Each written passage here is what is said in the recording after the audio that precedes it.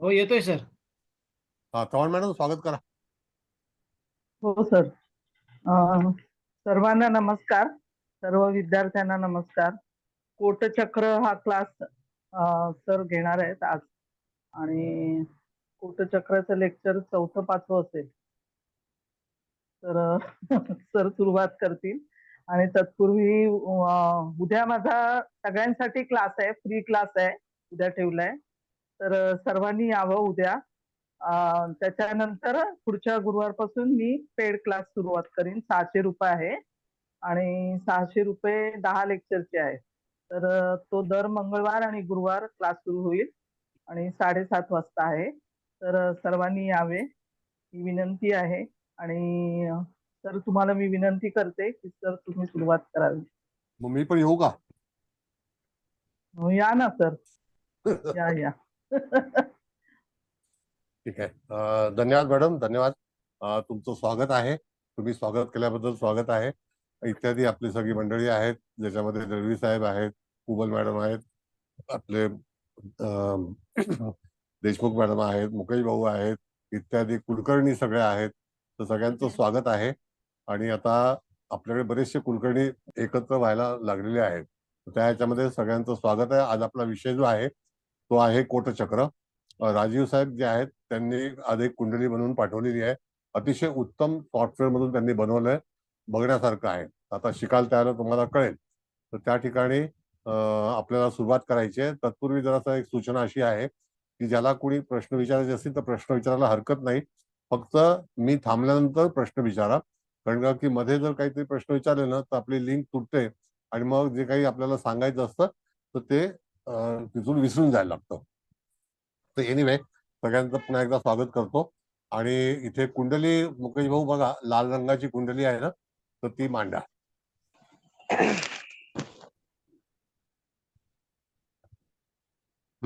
आता ही कुंडली सगळ्यांना दिसते का? बरोबर मी पाठवली होती त्या ह्याच्यावरती. दिसतोय सर. कॅमेरा बंद करणे. कोण आहे कॅमेरा? नाही तर रिमूव्ह कोण आहे?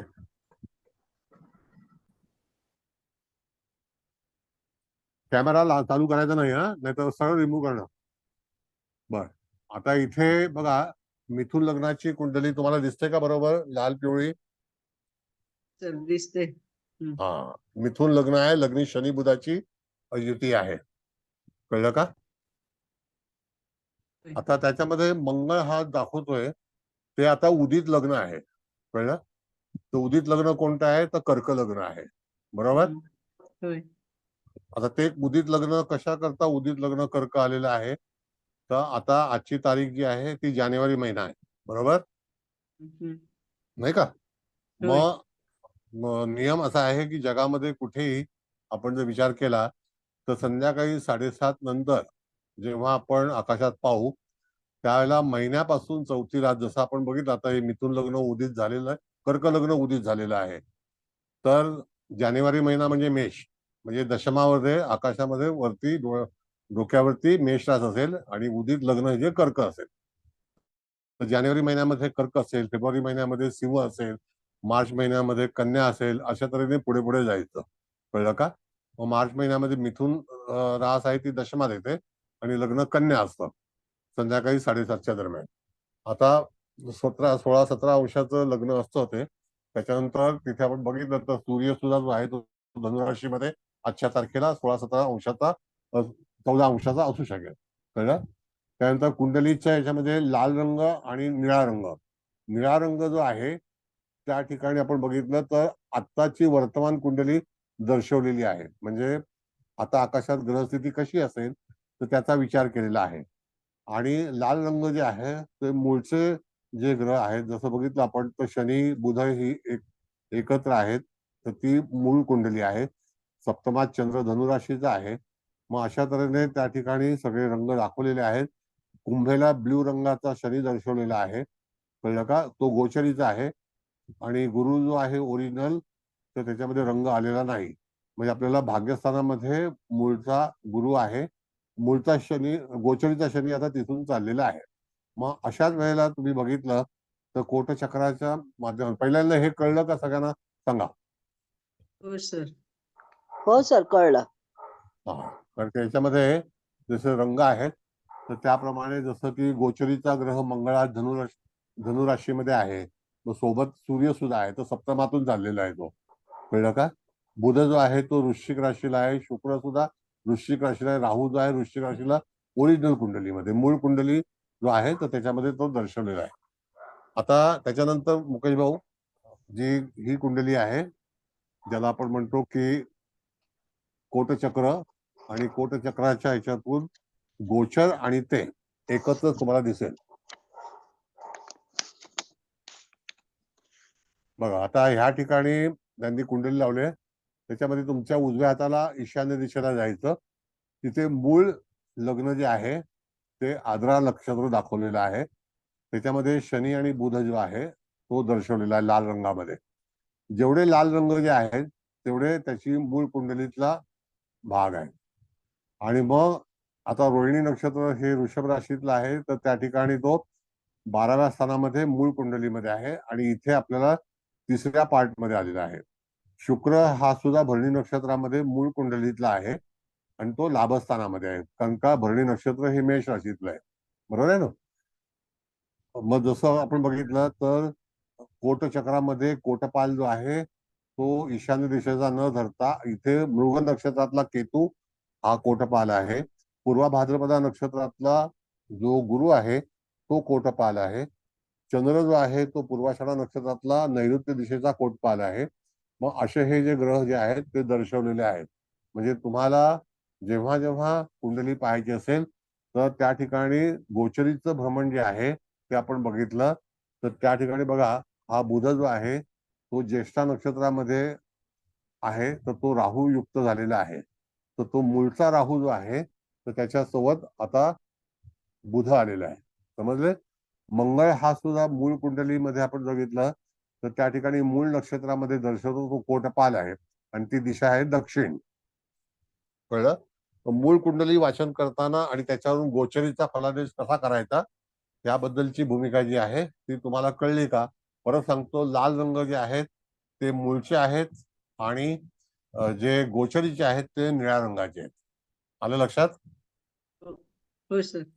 हा म्हणजे निळ्या रंग. हा आता जसं की मंगळ हा जो मूळ नक्षत्रामध्ये आलेला आहे, तर मूळ नक्षत्रामध्ये आपण जर पाहिलं तर म्हणजे तो कोटपाल म्हणून आज आपल्याला तिथे पाहता येतो, कळलं. रवी जो आहे, सूर्य आता नक्षत्र बदललेलं आहे त्याच्यामुळे तो नैऋत्य दिशेला आलेला आहे, आणि तो चंद्रयुक्त आहे, मूळचा चंद्र जो आहे तो नैऋत्य दिशेला पूर्वाषाढा नक्षत्रात आहे, आणि आता रवी सुद्धा तिथे आलेला आहे, बरोबर आहे. हो सर. मग अशा वेळेला तुम्हाला कुंडलीचं जेव्हा वाचन करायचं असेल तर लाल रंग आपण बघितलं तर मूळचा शुक्र जो आहे भरणी नक्षत्रातला तो आलेला आहे शुक्र स्तंभामध्ये, ज्याला आपण म्हणतो की कोटचक्राचं स्तंभ. इथे लाल रंगामध्ये आपण बघितलं तर त्या ठिकाणी तुम्हाला शुक्र मिळेल, तर तो स्तंभाचा मालक आहे.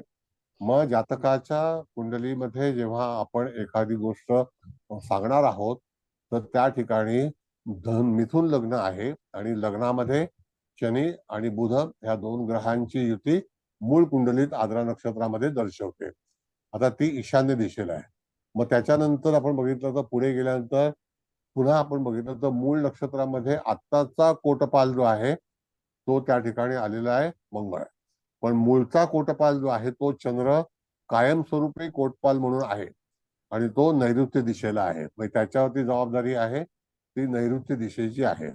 गुरु मूळचा कोटपाल मध्ये आहे, तो पश्चिम दिशेला आहे.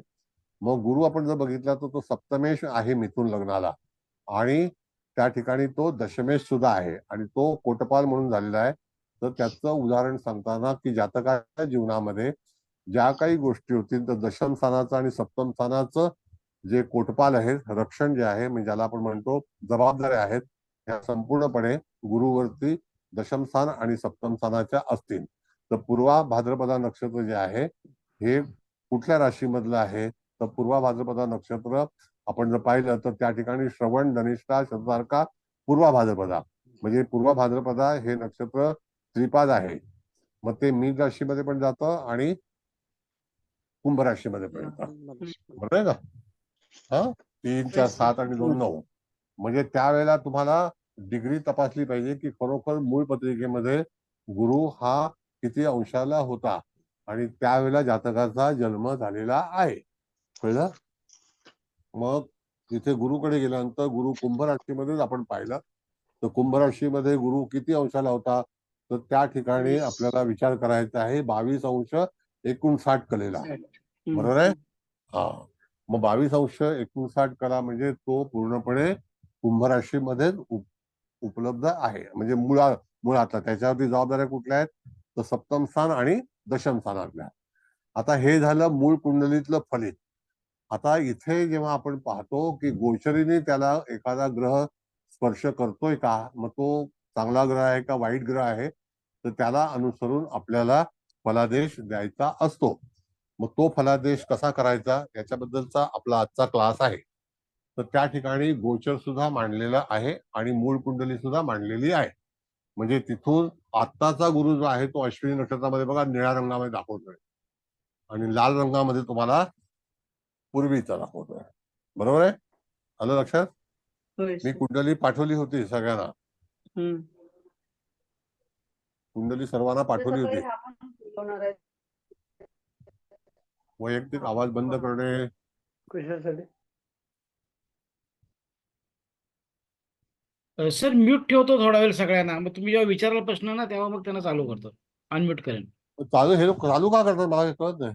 काय आता करणार मग, म्यूट करतोय आणि तुम्ही जेव्हा प्रश्न विचाराल तेव्हा ओपन करतो सगळ्यांना. मग नाही आता प्रश्न नाही, मी स्टडीज चालू आहे ना, राहू द्या उघडा तसं काही नाही. पण त्याला ठीक हुकला हो भलतच काहीतरी ऐकायला करायचं. आहे. हा म्हणजे कुंडली पाहताना परत तुम्हाला सांगतो की लाल रंगातले जे ग्रह आहेत ते मूळचे आहेत, हे लक्षात ठेवावं. मग आता आपण बघितलं तर रोहिणी नक्षत्र हे 12व्या स्थानामध्ये येतं मिथुन लग्नाला. मग त्या ठिकाणी तो कुठे आहे तर इथे आपण जर पाहिलं तर भरणी नक्षत्रातला शुक्र हा भरणी नक्षत्र हे मेष राशीतलं आहे आणि ते नक्षत्र पूर्णपणे जातकाच्या ह्याच्यामध्ये लाभस्थानामध्ये शुक्र आलेला आहे. कळलं? त्याचा फलादेश लाभस्थानावरून द्यायचा आहे आणि तो परत स्तंभाधिपती आहे. कळलं? कोटपाल वेगळा आहे आणि स्तंभ अधिपती जो आहे तो वेगळा आहे. तर त्या ह्याच्यामध्ये कोटपाल म्हणून जो आलेला आहे तो केतू आहे मूळ कुंडलीतला, ईशान आणि गुरु आहे. म्हणजे ह्या दोन ग्रहांवरती पूर्णपणे कोटपालाची जबाबदारी आहे. तर कोटपालाचं जेव्हा फलादेश आपण करू तर गुरु हा निश्चितच चांगल्यापैकी त्या जातकाच्या जीवनामध्ये रक्षा करेल.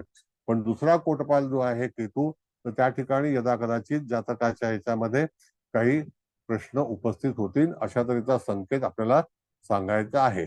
मूळचा मंगळ जो आहे तो पुष्य नक्षत्रातला नीच म्हणून आलेला आहे. तर त्या ठिकाणी तर हे कर्क लग्न जे आहे कर्क राशीतलं तर त्या ह्याच्यामध्ये मूळचा पुष्य नक्षत्रातला मंगळ हा जातकाच्या धनस्थानामध्ये आलेला आहे. तर त्याच्यामुळे जातकाला तो मंगळ जो आहे तो प्रजेमध्ये आलेला आहे. तर यदा कदाचित मंगळाच्या पासून जातकाला धोका उत्पन्न होऊ शकतो असंही सांगायला हरकत नाही. कारण का तिथे मूळचा ग्रह जो आहे तो एकच ग्रह असा दिसतोय की जो आपल्याला सेकंड स्टेजला आहे. कळलं का? त्याच्यानंतर थर्ड Yes, sir. स्टेजला आपण सूर्य बघितला तर सूर्य सुद्धा त्या ठिकाणी आपल्याला दिसेल. तर सूर्य म्हणजे रवी हा रोहिणी नक्षत्रामध्ये आहे, तो थर्ड लेवलला आहे आणि फोर्थ लेवलला जो आहे तो केतू आहे. कळलं? अशा तऱ्हेने ही कुंडलीची ओळख आहे. आता ह्याच्यातून आपल्याला प्रश्न म्हणजे मूळ जातकाच्या ह्याच्यामध्ये पहिल्यांदा आपल्याला काय पाहायचं आहे तर त्या ठिकाणी स्तंभामध्ये आलेला ग्रह हा तिकडचा राजा असतो. म्हणजे त्याच्या हातामध्ये सर्व काही गोष्टी असतात. आता तो रोहिणी नक्षत्रामध्ये असल्यामुळे जातकाच्या भरणी नक्षत्रात असल्यामुळे जातकाच्या ह्याच्यामध्ये तो लाभस्थानामध्ये विराजमान आहे. तर त्या ठिकाणी निश्चितच जातकाला चांगल्यापैकी यश मिळेल. पण तो शुक्र आहे. तर लाभस्थानामध्ये शुक्र हा चांगल्यापैकी जातकाला यश मिळवून देतो. अशा तऱ्हेचा संकेत आपला पारंपरिक मधला आहे. मग तिथे आपल्याला बघायचं आहे की याच्यामध्ये हानिकारक ग्रह कुठले आहेत. तर जसं की हानिकारक ग्रह मूळचा आपण बघितलं तर राहू जो आहे तो थर्ड लेवलला आहे आणि त्याचबरोबर थर्ड लेवलला सूर्य सुद्धा आहे. म्हणजे राहू दक्षिण दिशेला आहे आणि सूर्य जो आहे तो उत्तर दिशेला आहे. कळलं? मग सूर्य उत्तर दिशेला हे दोन्ही ग्रह जे आहेत ते एक्झिट मध्ये आहेत. आता ह्या एक्झिट मध्ये असताना ज्येष्ठा नक्षत्र जातकाच्या कुंडलीमध्ये षष्ठ स्थानामध्ये उपलब्ध आहे मूळच्या कुंडलीत. कळलं का? ते नक्षत्र पण तुम्हाला पाठ झाली पाहिजेत, कारण का ती वृश्चिक राशीतलं चतुष्पाद नक्षत्र आहे. मग आता आपल्याला बघायचं आहे की इथे जातकाला मूळच्या राहूतून बुधाचं भ्रमण जे आहे ते आता ज्येष्ठा नक्षत्रातून सध्या सुरू आहे. तर त्यावेळेला जातकाच्या जीवनामध्ये कशा तऱ्हेचा प्रसंग उत्पन्न होऊ शकेल. एक तर बुध राहूची युती ज्यावेळेला गोचरीने येते त्यावेळेला फलादेश असा आहे की ज्येष्ठा नक्षत्र हे षष्ठातलं आहे आणि तो राहूच्या हिच्यातून जाणार आहे. तर त्यावेळेला जातकाला सध्या तरी किती दिवस तो बुध वास्तव्य करेल त्याला अनुसरून तुम्हाला हा प्रश्न कधी सुटेल. तर जोपर्यंत नक्षत्र बदल होत नाही बुधाचं, त्याच्यानंतर बुधाचं नक्षत्र आपण जर बघितलं तर ज्येष्ठा आत्ताच आहे, नंतर तो मूळ नक्षत्रामध्ये जाणार आहे. कळलं का? म्हणजे तसं बघितलं तर त्याच्याशिवाय त्याला पुढे हे नाही. मग बुधाला एका ज्येष्ठा नक्षत्रामध्ये प्रवास करायला किती कालावधी लागतो? तर साधारणतः आपण 20 दिवसाचा विचार केला तर 20 दिवसामध्ये जातकाच्या जीवनामध्ये परिवर्तन येऊ शकतं. जर कदाचित जातक आपल्याकडे काही प्रश्न घेऊन आला असेल तर त्यावेळेला जातकाचा त्या प्रसंगातून, म्हणजे बुध हा व्यापाराचा कारक आहे, अधिक तो वृश्चिक राशीमध्ये योग्य नाही, तर त्यामध्ये राहू आणि बुधाची युती मूळ कुंडलीतून राहूच्या मुखातून बुधाचा प्रवास सुरू आहे, तर तो निश्चितच हानिकारक आहे असं आपल्याला जातकाला समजावून सांगता आलं पाहिजे. आता इथपर्यंत सगळ्यांना कळलं का? मग आपण पुढच्या स्टेपला जाऊ. बोला होय सर, बोला बोला. समजलं छान. आणखी कोणाला काही कळलेलं असेल? हा सर मला एक प्रश्न आहे की मूळ कोटपाल चंद्र आहे आणि गोचरीनी सुद्धा हस्त नक्षत्रात चंद्र आलाय, त्यावेळेला मग फलादेश कसा राहील? नाही नाही, मूळ पत्रिकेचा फलादेश पहिल्यांदा आपल्याला द्यायचाच असतो. तो सांगितला की चंद्र हा जो पूर्वाषाढामध्ये आलाय तो योग्य नाही आणि चंद्र हा त्या ठिकाणी कोटपाल म्हणून नैऋत्य दिशा चंद्रासाठी उपयोगी नाही, नाही. म्हणजे ती पण त्याला आता हस्त योग्य नाही. नक्षत्रात चंद्र आलाय की नाही? हा मग हस्त नक्षत्रातला आजचा गोचरीनी चंद्र आहे. नाही, नाही, आजचा. हस्त नक्षत्र आजचा चंद्र आहे मॅडम. तर हस्त हा. नक्षत्र जे आपण पाहिलं तर त्या ते ठिकाणी हस्त चंद्राचंच आहे. नक्षत्र आग्नेयला आहे. नाही नाही, चंद्राचं वगैरे असं ते म्हणू नका. मी परत सांगतो तुम्हाला की कोटचक्रामध्ये ते जे स्वामी आहेत ते सगळं कृष्णमूर्ती पद्धतीचे 120 वर्षाच्या दशेमधले आहेत. ते अच्छा ते अच्छा. चंद्राचा काही संबंध नाही. बरं. हा, तर त्या ह्याच्यामध्ये कन्फ्युज व्हायला होईल. तर हस्त नक्षत्रामध्ये चंद्र आजचा आहे, तर तो सुद्धा आत्ताच आलेला आहे. त्याच्या अगोदर तो उत्तरामध्ये होता. तर हा चंद्र किती काळ राहणार आहे? तर आजची सप्तमी आहे, कळलं का? जी अष्टमी आहे ना ती चित्रा नक्षत्रामध्ये नेहमी होते, कळलं? मग हा चंद्र आग्नेयातून तो आता आतमध्ये शिरणार आहे, तर त्यावेळेला तो केतूच्या युतीमध्ये येईल. उद्या चित्रा नक्षत्र आहे आणि उद्या अष्टमी असेल तर त्यावेळेला तो चित्रा नक्षत्रामध्ये येईल. तर चित्रा नक्षत्र जे आहे ते चंद्रासाठी उपयुक्त नाही. का नाही आहे? की वर्तमान काळामध्ये चंद्र आणि केतू याची युती होणार आहे गोचरीमध्ये आणि ते चित्रा नक्षत्र जातकाच्या कुंडलीमध्ये चतुर्थ स्थानामध्ये आणि पंचम स्थानामध्ये मूळच्या पत्रिकेत येतं. तर मूळची पत्रिका ही मिथुन लग्नाची आहे म्हणून. बरोबर आहे. मग त्यावेळेला जातकाला प्रेडिक्शन हे करायचं ना, म्हणजे असा विचार करायचा आपण. प्रश्नच नाही ना. आलं लक्षात सर. मग त्यावेळेला जातकाच्या जीवनामध्ये काही प्रश्न, म्हणजे मानसिक काही जे विचार आंदोलन आहेत येतील. त्याच्यामध्ये आंदोलन होतील. दुसरी गोष्ट, चित्रा नक्षत्र हे द्विपाद नक्षत्र आहे, तर त्या ठिकाणी चतुर्थ स्थान आणि पंचम स्थान ह्या दोन्ही स्थानांना तिथे इफेक्टेड होईल. विदिन 24 आवर्स त्या जातकाच्या जीवनामध्ये काही पंचम स्थानातील आणि चतुर्थ स्थानातील प्रश्न उपस्थित होतील. कळलं? म्हणजे त्या प्रश्नावरती गोचरला गोचर सुद्धा अप्लाय होतं आणि मूळ पत्रिकेच्या वरून पण गोचरीचा हे होतं, कारण चंद्र हा फास्ट मोमेंट प्लॅनेट आहे,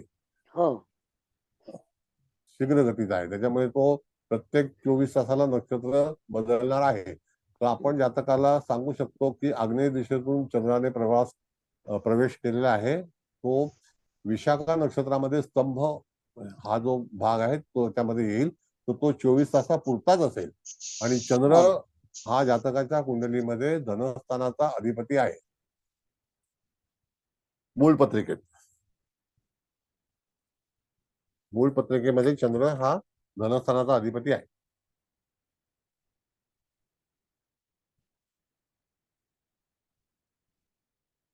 कोणाच्या लक्षात नाही आलं तर सांगा.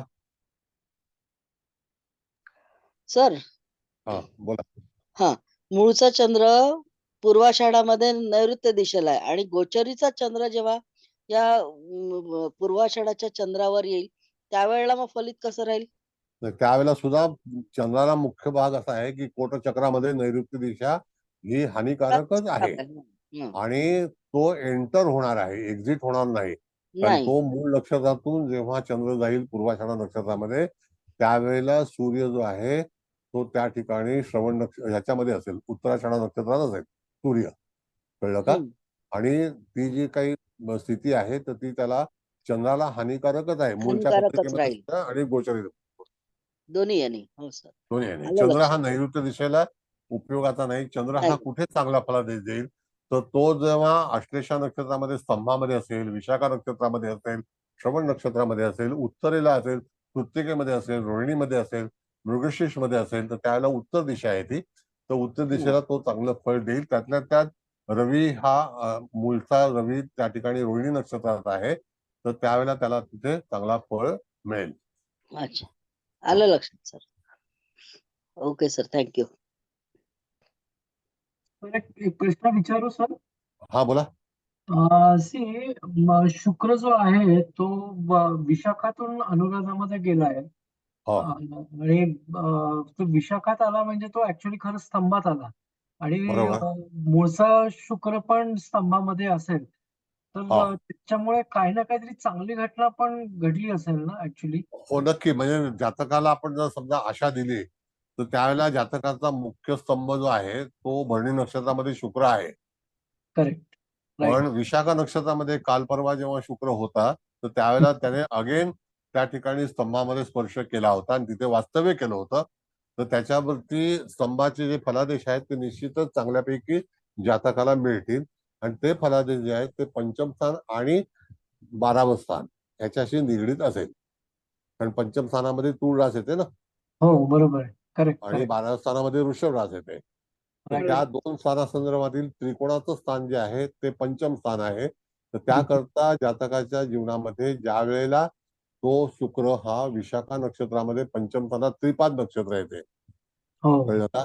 बरं, त्रिपाद नक्षत्राच्या मध्ये फलादेश देते वेळी आपल्याला जर कुंडलीच्या याच्यातून बघायचं असेल तर त्यावेळेला ते त्रिपाद 10 अंशाचं नक्षत्र आहे. मग करेक्ट. ते 10 अंशच तिथे फलादेश देईल. आणि त्यावेळेला आपल्याला पाहायचं आहे की साधारणतः 12 दिवस शुक्र 10 अंश हे करण्यासाठी त्याची गती जी आहे ती 10 दिवसाची आहे 10 अंशासाठी. राईट. अजून एक आता बोला. आत्ताचा गोचर बघितलं हा तर राहू आहे तर तो तो रिव्हर्स जाणार आहे म्हणजे तो हळूहळू बाह्य भागाकडे चाललेला आहे. गुरु बरोबर. स्तंभाकडे चाललेला आहे. हो केतू पण बाहेर चाललाय. चंद्र पण आतच येणार आहे. म्हणजे हा दोन शुभग्रह आतल्या साईडला येणार आहे. तिकडनं हा रवी पण इकडे आत येणार आहे. त्याचा हा अर्थ कुठल्या ना कुठल्या तरी स्टेजला आता काहीतरी शुभ घटना घडायचे चान्सेस असू शकतात ना. कारण बघा आता ज्या वेळेला गुरु राष्ट्रांत नक्षत्र अंतर आता 4 तारखेला मला वाटतं गुरु मार्गी होणार आहे आणि त्यावेळेला तो स्तंभामध्ये जाईल. उद्या परवा मार्गी करेक्ट होईल. करेक्ट काय करेक्ट. आहे? आणि त्यावेळेला तो भरणी नक्षत्रामध्ये प्रवास करेल. Right right. भरणी नक्षत्रामध्ये प्रवास करते वेळी जातकाच्या जीवनामध्ये त्यावेळेला जेव्हा सूर्य गुरु हा भरणी नक्षत्रात असेल तर तो महिना जो असेल तो कुठला असेल ज्यावेळेला त्याची गती जी आहे तिच्यामध्ये वाढ होईल. तर त्यावेळेला बरोबर तिथे मीन राशीमधून मेष राशीमध्ये सूर्याचं आगमन हे 15 एप्रिलला होईल. हा हा. कळलं का? आणि त्याच्यानंतर सूर्याला म्हणजे गुरुला गती मिळेल म्हणजे अतिचारी होईल. अतिचारी. कळलं? आणि नंतर तो राशांतर पण करेल इन बिटवीन. मला वाटतं 24 एप्रिलला सूर्याचं गुरुचं जे भ्रमण आहे ते भरणी नक्षत्र वृषभ राशीमध्ये जातं. Right 24 right. एप्रिलच्या दरम्यान. हा मग आता आपल्याला बघायचं आहे की हा गुरु तुमच्या म्हणण्याप्रमाणे जेव्हा गोचरीने येणार आहे भरणी नक्षत्रात, तर तो किती कालावधीसाठी उपलब्ध असेल. राईट राईट आणि त्यावेळेला त्याने जो काही रिकवर आहे, जे काही लॉसेस आहेत, कारण का गुरु हा दशम स्थानाच्या संदर्भातील भाग त्याच्यामध्ये दाखवतो मिथुन लग्नाला, आणि सप्तम स्थाना संदर्भातील आहे. तर तो जेव्हा स्तंभामध्ये येणार, तर तो एक मेजर प्लॅनेट म्हणून जास्तीत जास्त मला असं वाटतं की 20 दिवस तिथे वास्तव्य करेल, कारण तो अतिशारी होईल ना. हो करेक्ट करेक्ट मग त्यावेळेला त्याचं वास्तव्य कमी होतं.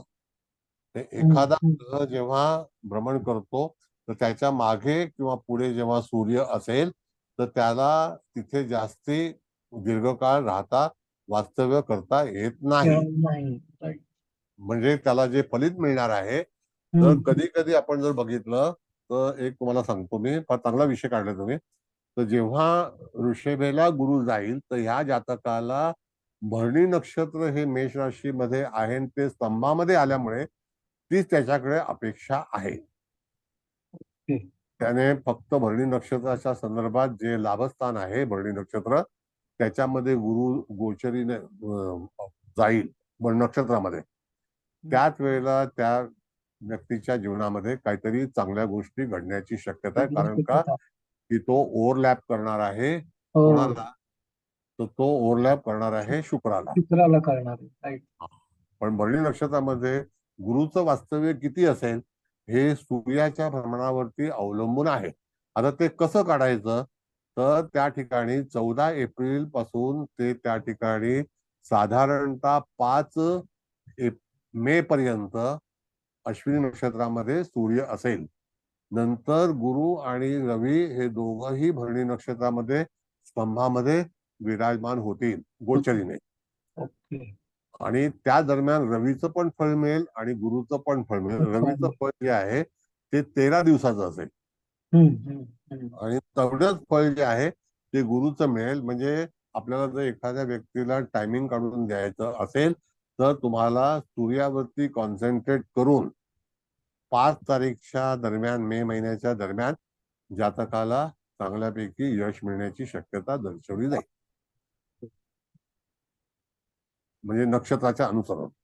मग तेव्हा तुम्हाला कळलं पाहिजे की अश्विनी नक्षत्रामध्ये सूर्य हा 14 एप्रिलला जेव्हा प्रवेश करेल, तर तो साधारणतः अश्विनी नक्षत्रामध्ये 13 दिवस राहणार, म्हणजे 30 तारखेपर्यंत. त्याच्यानंतर तो भरणी नक्षत्रामध्ये येणार, तेव्हा गुरु सुद्धा सोबत असणार स्तंभामध्ये. Okay right. Thank you thank you sir thank you. म्हणजे तिथे तुम्हाला जेव्हा फलादेश द्यायचा असेल, तर रवी गुरुची ही संधी त्या व्यक्तीला आत्ता, म्हणजे ज्याची आपण पत्रिका पाठवलेली आहे, त्याला दीर्घ काळानंतर स्तंभामध्ये म्हणजे भरणी नक्षत्रामध्ये जातकाच्या जीवनामध्ये तिथे रवी आणि गुरु याची युती सापडणार आहे. बरं, आता भाग असा राहिला तर नाही थांबा जरा 2 मिनिटं राजीव साहेब. आता याच्यामध्ये तुम्ही जर बघितलं तर 12 वर्षाच्या अगोदर, म्हणजे साधारणतः 2012च्या दरम्यान जर तुम्ही गेलात, तर त्यावेळेला सुद्धा एप्रिल आणि मे महिन्यामध्ये अशी स्थिती त्या व्यक्तीच्या जीवनामध्ये किंवा कुंडलीमध्ये दर्शवली गेली असेल. ओके. आपण जर चांगला म्हणजे ब्रॉड विचार केला पूर्णपणे, तर ही घटना जी आहे तर ती त्याच्या 12 वर्षाच्या अगोदर घडली असेल. आता जातकाचा जन्म हा 74चा 7 जून 1974चा आहे, बरोबर आहे. मग त्यावेळेला तुम्हाला बघितलं पाहिजे आजच्या 12 वर्षापूर्वी, म्हणजे 2024च्या एप्रिल महिन्याच्या 12 वर्षापूर्वी किंवा मे महिन्याच्या 12 वर्षापूर्वी, तर तेव्हा 12 वर्ष म्हणजे कधी झालं, तर 2012च्या मे मध्ये. 2012च्या मे मध्ये जातकाच्या जीवनामध्ये चांगल्यापैकी प्रतिसाद मिळाला असेल. त्यावेळेला तुम्ही बघितलं तर जातकाचं वय काय असेल, तर तेव्हा जर संबंध लावायचा असेल तर तुम्हाला 74 अधिक 2012 26 28 हा बघा, 12 आणि 26 26 आणि 12 38 38, हा म्हणजे एज ऑफ 38 वर्तमान तात्कालिक. करेक्ट. त्या दरम्यान जातकाच्या जीवनामध्ये चांगल्या घडामोडी झाल्या असतील. चालेल. कारण तो हिस्ट्री आहे ना ती. हा, करेक्ट करेक्ट. होतील आणि झाल्या असतील. तर त्या हम्म. ज्या वयाच्या 38व्या वर्षी काय काय झालं असेल, तर एखाद्या जातकाने नवीन व्यवसाय सुरू केला असेल, एखादी पोझिशन त्याला मिळाली असेल, एखादं घर बांधण्याचा प्रयत्न केला असेल आणि त्यामध्ये स्तंभ हा जो आहे तर त्यांनी एखादी कॉन्क्रीट ज्याला गोष्ट म्हणतो तर ती करण्याचा प्रयत्न केला असेल. कधी कधी काही माणसं निर्णय घेतात ना, तर तो सुद्धा निर्णय जो आहे तो योग्य प्रकारे त्याला मिळाला असेल. रवी आणि गुरुची युती ही 2012च्या मे महिन्यामध्ये तिथे उपलब्ध असेल. आता जर कोणाकडे ऍडिशनल मोबाईल असेल तर बघा 2012 साधारणतः 4 मेच्या दरम्यान स्थिती कशी होती.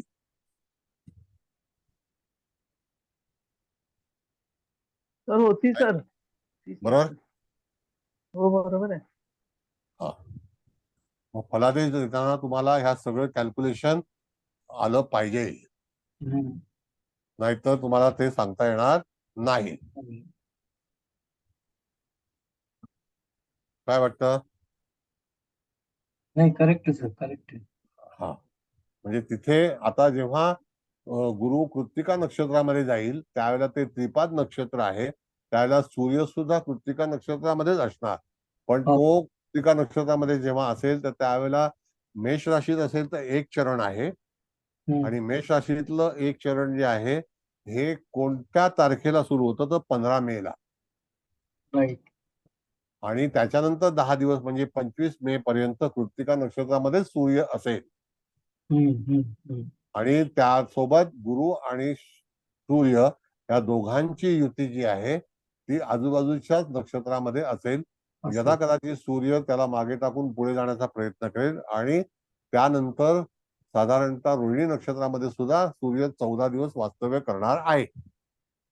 Right right. बरं, आता 14 दिवसाचं वास्तव्य मी तुम्हाला का सांगतोय तर ऐका जरा. ज्या वेळेला रोहिणी नक्षत्रामध्ये सूर्य प्रवास करतो तर एक असा गणिती भाग आहे की रोहिणी नक्षत्र हे पूर्ण पूर्व ईशान्येला आहे. त्यामध्ये सूर्य जेव्हा प्रवास करतो त्यावेळेला त्याची गती जी आहे, रोजची गती 59 कला 59 कला असते, तर ती गती कदाचित कधी कधी 57 कलेवरती येते. हो, ओके. हा, आणि म्हणून तुम्ही जर बघितलं तर आपल्याला कधी कधी 16 ऑक्टोबर 15 नोव्हेंबर अशा तारखांना जेव्हा रवी बदल होतो तर त्याला कारण सुद्धा अशीच असतात. हो. म्हणून कधी कधी 16 जून 16 मे अशा तारखा येतात. तर त्यावेळेला तुम्हाला बघितलं पाहिजे की आता जसं मृगशीर्ष नक्षत्र हे वृषभ आणि मिथुन राशीतलं द्विपाद नक्षत्र आहे, नाही का. पण Right. पर्टिक्युलर रोहिणी नक्षत्रामध्ये सूर्य जेव्हा भ्रमण करेल त्यावेळेला त्याची गती कमी असते. आता गती कमी होणं म्हणजे काय तर पहिला सारांश समजून घ्या. गती कमी होणे म्हणजे जातकाचा जो प्लॅनेट आहे त्याला साधारणतः एका दिवस किंवा काही तास सूर्याला हे पूर्ण करण्यासाठी अधिक वेळ लागेल. मंद गती होणे म्हणजे काय, लक्षात आलं? हो सर. गती कमी होणे, 2 कलेनी पण गती कमी झाली तर त्यावेळेला आपल्याला प्राथमिक कळलं पाहिजे की सूर्य एका कलेसाठी किती कालावधी घेतो. मग तो काही वेळेला मिनिटामध्ये असेल, राईट राईट. कळलं का? मग जेव्हा मिनिटाची जी काही गणित आहेत की त्याच्यावरती फलादेश देते वेळी त्याचा पण वापर तुम्ही ह्या कुंडलीमध्ये जर तुम्हाला गणित पक्क असेल तर तुम्ही करू शकता. Okay okay sir. बर, आता पुन्हा सांगतो की आता मंगळ जो आहे तो पुष्य नक्षत्रात लाल रंगात आहे, बघा, आहे का? आहे. है ना. सर. मग मंगळ धनातून चालणं चांगली गोष्ट नाही. नाही. म्हणजे ते एकदम मूळ पत्रिकेत आहे. तर जातकाच्या याच्यामध्ये निश्चित त्याच्या आजूबाजूचे लोक, फलादेश कसा द्यायचा, जातकाच्या आजूबाजूचे लोक म्हणजे धनस्थानात मंगळ असल्यामुळे तो कोटचक्राच्या सेकंड स्टेजला आहे. तिथे यदा कदाचित घात होऊ शकतो. आणि तसंच बघितलं तर मंगळ हा धनस्थानामध्ये जातकाच्या जीवनामध्ये आर्थिक आंदोलनं, आर्थिक घडामोडी, आर्थिक फसगत किंवा त्या ठिकाणी अर्थकारणामध्ये कमी जास्तीपणा निर्माण होणं, अशा गोष्टी होऊ शकतात. कळलं का? मुकेश भाऊ कुंडली काढा जरा, बघूया आता काय लोकांना काय काही प्रश्न आहेत का, सांगा, बोला.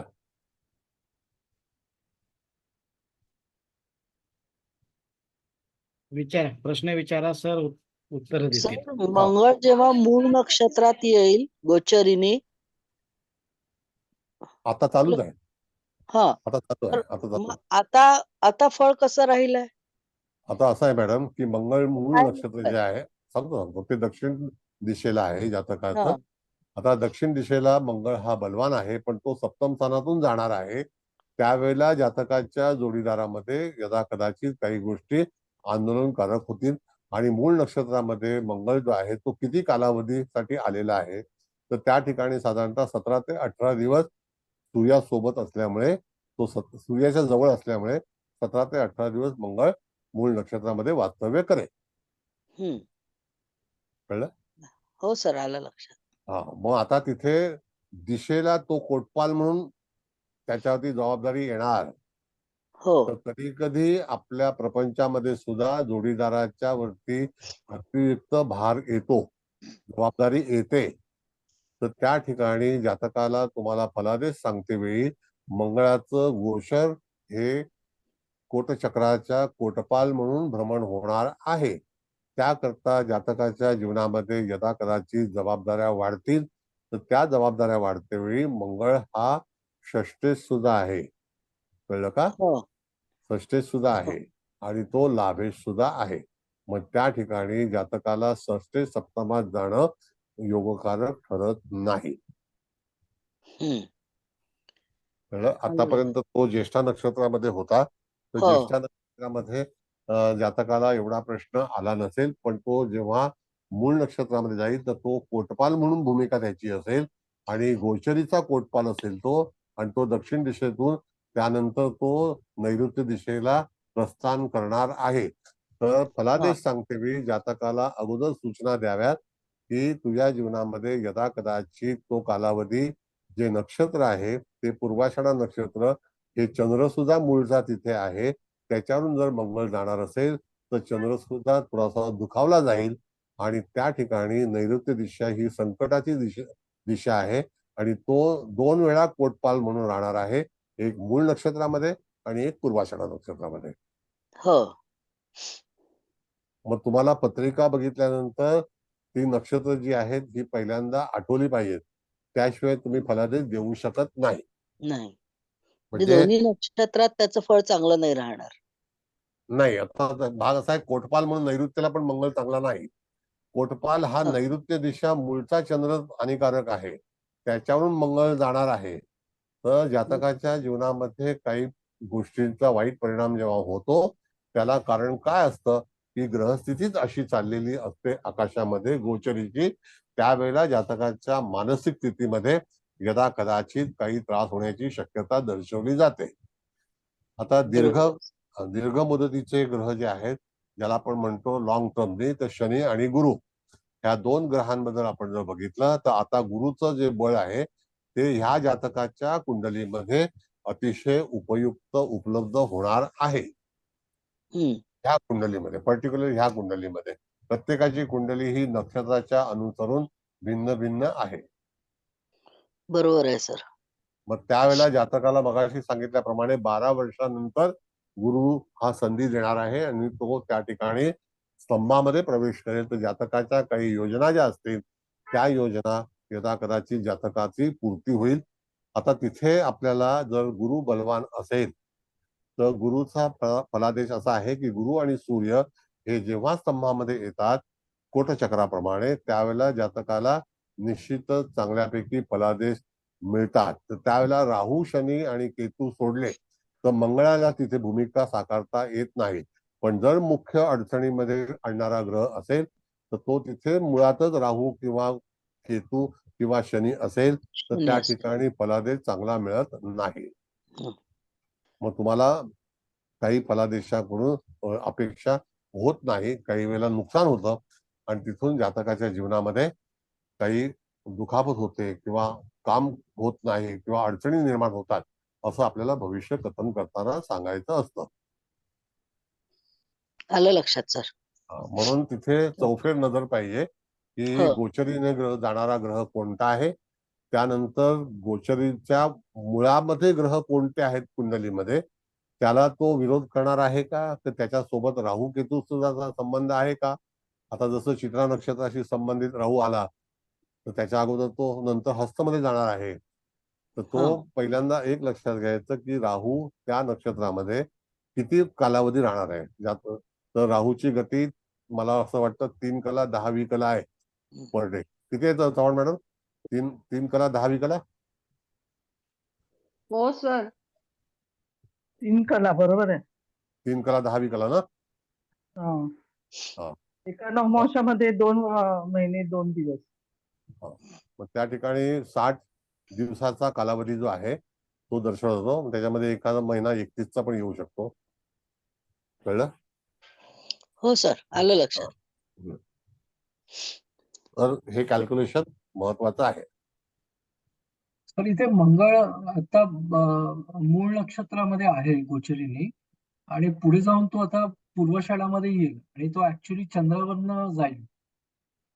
तर पूर्वाषाढामध्ये तो आता म्हणजे 20-25 दिवस असेल, म्हणजे मग थोडी मानसिकतेला प्रॉब्लेम येईल ना त्याच्यामध्ये. हो, आता मानसिक एकदम ज्याला आपण म्हणतो दबाव जे तयार होतं, तर हम्म. एक भाग असतो की कुठलाही ग्रह ज्या वेळेला अंडर प्रेशर जातो तर त्यावेळेला 1 अंशाचं अंतर मागे किंवा पुढे असा जर आपण विचार केला तर पुन्हा आपल्याला मूळ कुंडलीकडे जायचंय की मूळ कुंडलीमध्ये चंद्र हा पूर्वाषाढा नक्षत्रामध्ये किती अंशाचा आहे मूळ धनु राशीमध्ये.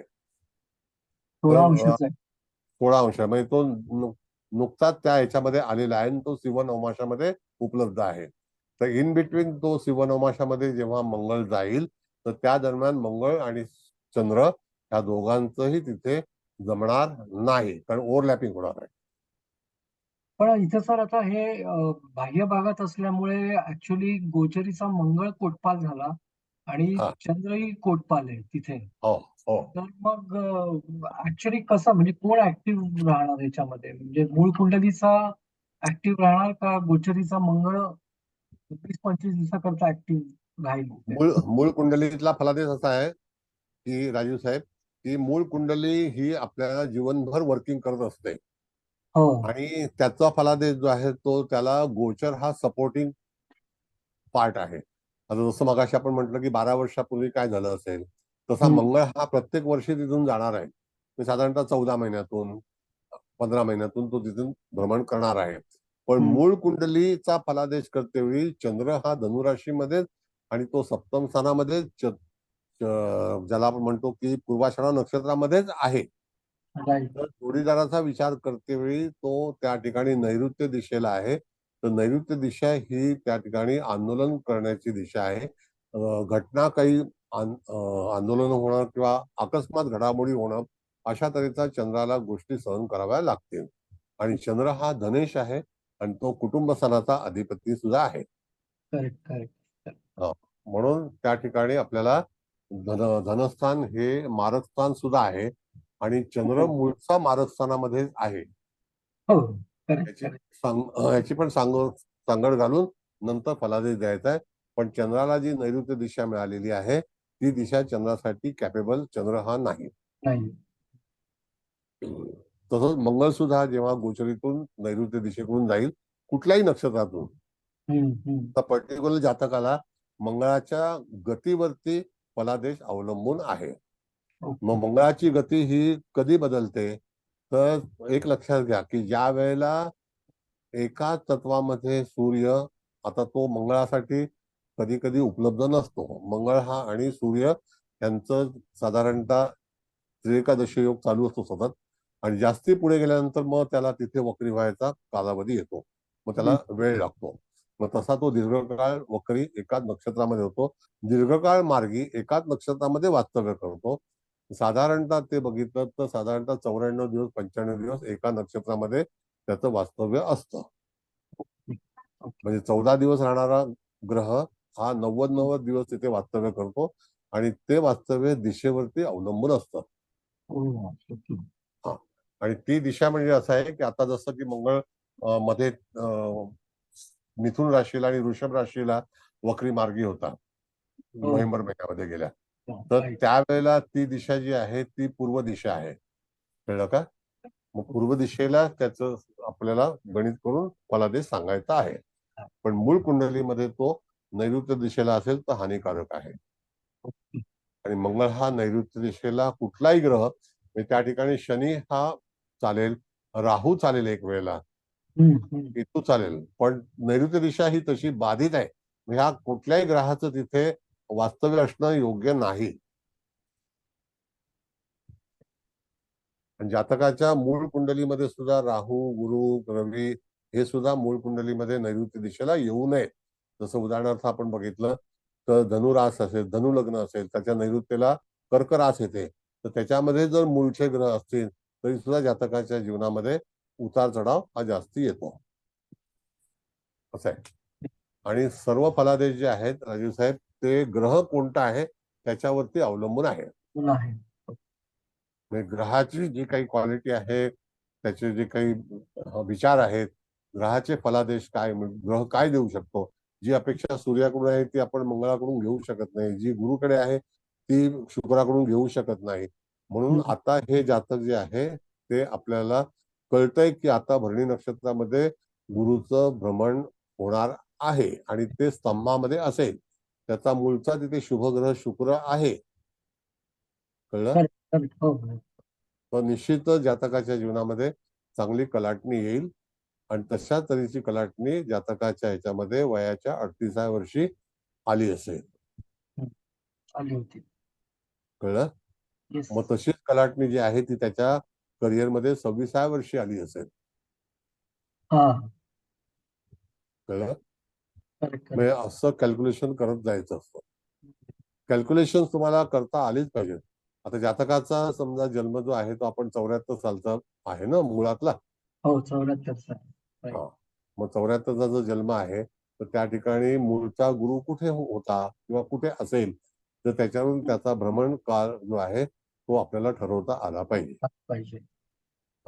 आणि कोटचक्राचं जे गणित आहे तर तो कोटचक्रामध्ये एखादी व्यक्ती राजकारणामध्ये असेल, एखादी व्यक्ती नेतृत्व करणार असेल, एखादी व्यक्ती जर फायनान्शियल काही काम करणार असेल तर अशा वेळेला जातकाला तिथेच प्राधान्य मिळतं त्या पर्टिक्युलर ग्रहासंदर्भात. पण तरी सुद्धा कुठलाही ग्रह दीर्घकाळ एकाच नक्षत्रामध्ये थांबत नाही. राहू, शनी, केतू हे पूर्णपणे जसं आपण म्हणतो की 14 महिने शनी राहील, परत जाईल, परत येईल, तिथे Right. वास्तव्य वाढतं. आता ज्या वेळेला वास्तव्य जाऊन पुन्हा येणं आणि नंतर पुन्हा बाहेर निघून जाणं त्याला आपण सेकंड स्ट्रोक म्हणतो. कळलं का? मग Right. त्याच्यामध्ये जर एखादा ग्रह अडकला असेल तर त्यावेळेला तो ग्रहावरून ग्रह जाणार असेल, तो त्याचा शत्रू असेल तर त्या दरम्यान त्याला युद्ध होतं. येस. म्हणजे तशी परिस्थिती तयार होते. Correct, correct. आता जसं की युद्ध चालू आहे, तुम्हाला कल्पना आहे जगामध्ये 2 युद्ध तर भरपूर मोठ्या प्रमाणात चालू आहेत. आणि हो. तिसरं युद्ध नैसर्गिक काल जपानला झालं की जपानला बरेच नुकसान झालं. आता हा सुद्धा जो भाग आहे हा पण एक प्रचंड भूकंप तयार झाला Right. जपानमध्ये. मग तो सुद्धा त्या गतीवरतीच आपल्याला विचार केला पाहिजे. तर ज्यावेळेला भूकंप झाला त्यावेळेला बरोबर मूळ नक्षत्रामध्ये सूर्य होता का हे पाहिलं पाहिजे. म्हणजे जपानची कुंडली मांडून बघायला पाहिजे की काय एक्झॅक्टली.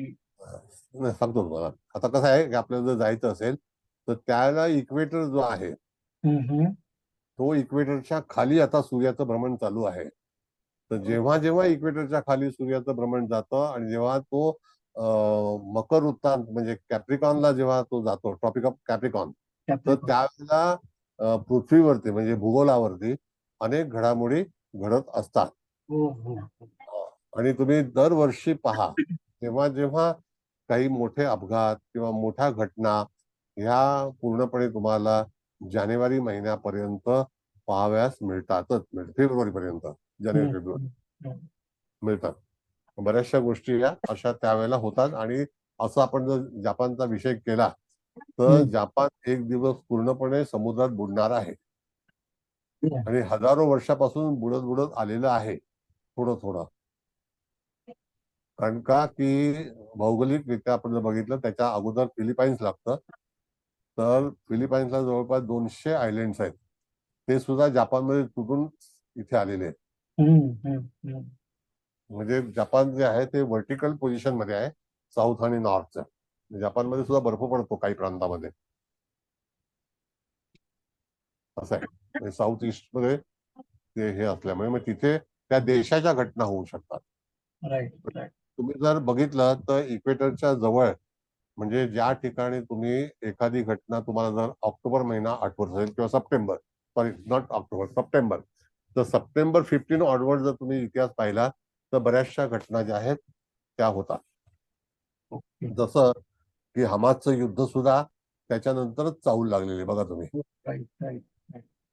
बरोबर आहे. हो. मग हमासचं युद्ध यदा कदाचित मार्च नंतर थांबेल. 7 ऑक्टोबरला सुरू झालं हमासचं युद्ध. 7 बरोबर आहे ना. मग हो मी सांगितलं ऑक्टोबरच सांगितलं ना. हो. म्हणजे त्यावेळेला एखादा ग्रह तिथून स्पर्श करतो तर ह्या घटना तुम्ही सप्टेंबर ऑक्टोबर महिन्यामध्ये होतं ना. 15 सप्टेंबर ऑनवर्ड्स टू 15 ऑक्टोबर असं आहे. बोला.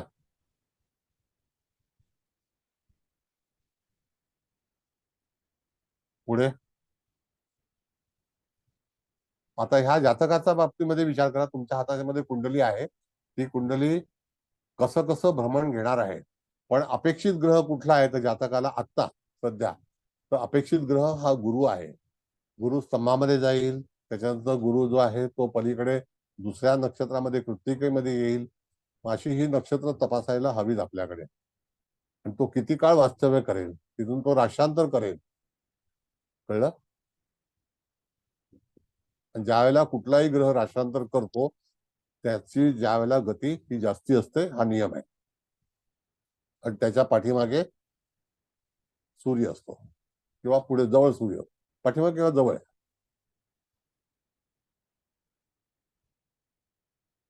काय प्रश्न आहेत तर का. आता कर्केमध्ये हा. मंगळ वक्री होणार आहे 6 हा. महिने.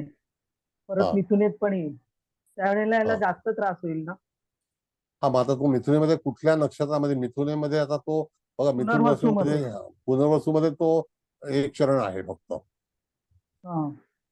बाकी चरणच कर्क जाणार. राशी हा एक चरणच आहे. आणि तू जास्ती मागे जाणार नाही. कळलं का. मग बाकीचं जे चरण आहेत ते कर्क राशीमध्ये आहे. त्रिपाद नक्षत्र आहे ना मॅडम. मग पुष्य नक्षत्रामध्ये तो दीर्घकाळ राहील. हो पुष्य नक्षत्रामध्ये डबल येणार आहे. मागे पुढे करत तो त्या ठिकाणी दीर्घकाळ वास्तव्य करेल. आणि ती घटना जी आहे तर त्या ह्याच्यामध्ये तुम्हाला बघायला मिळेल तर पुढच्या जानेवारी महिन्यामध्ये 2025च्या येते का 2025 मध्ये मॅडम. बघा मंगळ होते वक्री डिसेंबरला. भाई जानेवारी 25 आलं ना मॅडम. तो राहणार आहे 2025च्या मे पर्यंत राहील. मग मी 25च सांगतो ना मॅडम. हा. मी 24 सांगतच नाहीये 25च म्हणतोय मी. हो. बोला आणखी कोणाला काय बोलायचं आहे.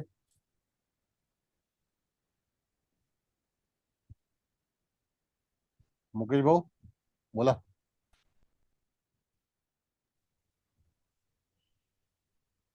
कुंडलीचा परिचय कोणाकोणाला कळला नाही. बोला.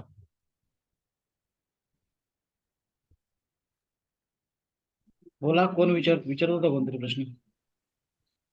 हळदणकर मॅडम बोला. हळदणकर मॅडम बोलत होत्या. हा बोला मॅडम. सर या जातकाचा मूळ गुरु हा 9व स्थानात आहे आणि कोटचक्राप्रमाणे तो कोटपालाच्या जागेवर आलेला आहे. आता 9व स्थान हे जर शिक्षणाचं किंवा परदेश गमन किंवा धार्मिक या साठी आपण पाहिलं तर इथे कोटपाल म्हणून जर आपण त्याचा वेगळ्या पद्धतीने विचार केला तर त्याला कोणता फलादेश मिळेल? त्याला फलादेश असा आहे मॅडम की कुंभ राशीतला मूळचा गुरु आहे तो शतधारका नक्षत्रामध्ये आहे का पूर्वा भाद्रपदामध्ये आहे पूर्वा असा भाग आहे. भाद्रपद. पूर्वा भाद्रपदा नक्षत्र हे पूर्णपणे पश्चिमेला येतं हो आणि मग तो एक्झिट मध्ये आहे. हो बरोबर आहे? मध्ये आहे. एक्झिट मध्ये आहे. मग आता त्या एक्झिट मध्ये जेव्हा फलादेश येतो तो कोटपाल म्हणून जन्मालाच आलेला आहे. हो अशा वेळेला जातकाच्या जीवनामध्ये अनेक जबाबदाऱ्या जातकाला पेलाव्या लागतील. रिलेटेड 7th हाऊस, रिलेटेड आपण बघितलं तर 10th हाऊस मिथुन लग्नाला, हो सप्तम स्थान आणि दशम स्थान याच्या बाबतीमध्ये जातकाच्या वरती बऱ्याच जबाबदाऱ्या ह्या मूळ कुंडलीच्या अनुसरून आपल्याला सांगता आल्या पाहिजेत. कारण तो मूळ पत्रिकेमध्ये कुंभ राशीमध्ये पूर्वा नक्षत्रामध्ये आहे, पूर्वा भाद्रपदामध्ये. कोटपाल म्हणून त्याच्यावर सप्तम स्थान आणि दशम स्थानाच्या जबाबदाऱ्या जास्त आहेत. हो, कोटपाल म्हणून एक तो रक्षण करता आहे आणि गुरु जेव्हा अशा ठिकाणी जातो आणि तो कुठल्या स्थानाचा अधिपती असतो त्याच्यावरती जातकाचे जे नियम आहेत ते लागू होतात. मग आता गुरु तसा विद्येचा कारक आहे. यदा कदाचित गुरु हा त्या ठिकाणी आध्यात्मिक क्षेत्राशी संबंधित आहे तर जातकाला त्याचं रक्षण करावं लागेल किंवा गुरु हा तशाच परिस्थितीमध्ये जातकाला फलादेश देईल. ओके हो सर थँक्यू. बरोबर आहे? हो सर मंगळ साधारणतः कुंभ राशीमध्ये 15 मार्च च्या आसपास येतोय. तर तो कधी ना कधी आता ह्याचा अर्थ तो मंगळ आणि शनी गोचरी ते एकमेकांना भेटणार आहेत. हो आणि दोघं पण गुरुला जाऊन भेटणार आहेत ऍक्च्युली हो म्हणजे मूळच्या. पण एकच आहे की याच्यामध्ये दोन्ही पापग्रह एक्झिट वर असणार आहेत ऍक्च्युली तसं पाहिलं तर. आता कसं पश्चिम आहे yes, आता बघा त्याचा इम्पॅक्ट चांगला का वाईट असं म्हणजे मला ते हवं होतं की चांगला पण एक्झिटला असेल तर खरं चांगला पडायला पाहिजे ना इम्पॅक्ट तसा नाही, ऍक्च्युली. डिरेक्शन हे कुठल्या क्षेत्राशी आहे? उत्तरेला आहे का पश्चिमेला आहे का? हे तर पश्चिमेला आहे ते ऍक्च्युली. मग पश्चिमेला जर असेल तर मूळ कुंडलीमध्ये तिथे गाठभेट कोणाची होते? तर गुरुची होते का? हा गुरुशी होणार मूळ गुरुशी होणार.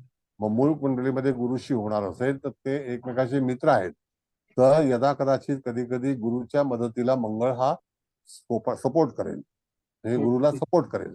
पण तरी सुद्धा त्याचं जे स्थान आहे ते एक्झिट मध्येच असणार आणि नंतर तो वायव्य दिशेला भ्रमण करणारा आहे गोचरीने.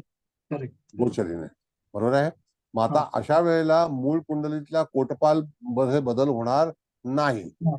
त्या जबाबदाऱ्या आयुष्यभर त्या व्यक्तीच्या जीवनामध्ये तशाच असतील.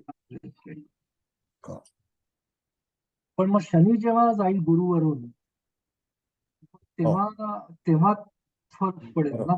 बरोबर. आता बघा कसं आहे की मूळचा गुरु हा कुंभेतला आहे आणि पूर्वा नक्षत्रामध्ये जेव्हा शनीचं भ्रमण सुरू होईल कारण मूळच्या गुरुवरून जेव्हा सुरू होईल त्यावेळेला नक्कीच त्याच्यामध्ये तफावत फलादेशामध्ये आढळेल. कारण का की त्यामध्ये यदाकदाचित गुरुचं जे सामर्थ्य आहे, गुरुची कपॅसिटी आहे ती कमी होत जाईल. कमी होणार.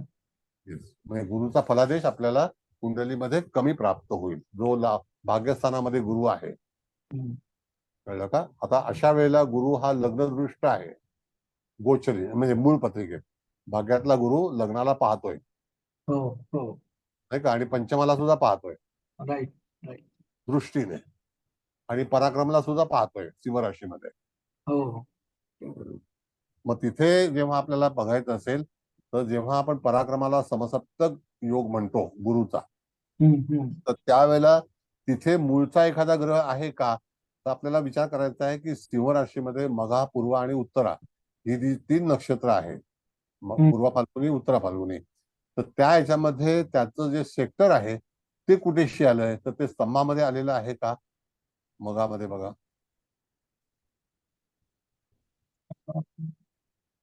नाही पूर्व दिशेला गेले ना. हा मग त्या ठिकाणी समजा एखादा ग्रह बळ देणार असेल तर तो चांगला फलादेश मिळेल पूर्व दिशेकडून. पण स्तंभ जे आहेत हे 4 मुख्य दिशेला आहेत. त्याच्यामध्ये जर अभिजित नक्षत्र आलं असेल तर तो स्तंभ बदलला जाईल. Right right.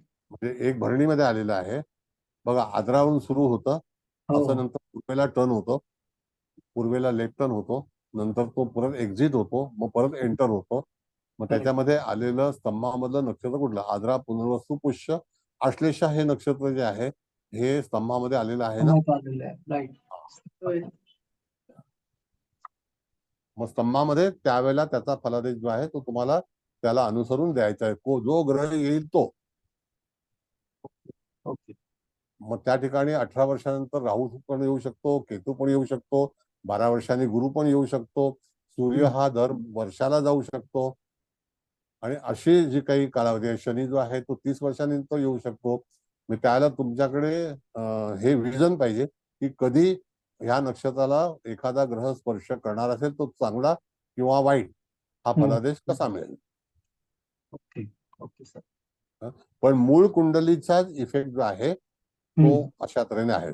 परवा एक हे जे वाचलेलं आहे साहित्य त्याच्यामध्ये जे पुण्याचे DS कुलकर्णीचा जे घोटाळा झाला होता आणि त्याच्यामध्ये त्यांना हे केलं होतं, त्यांनी एवढं दुःख भोगलेलं आहे, एवढं दुःख भोगलेलं आहे.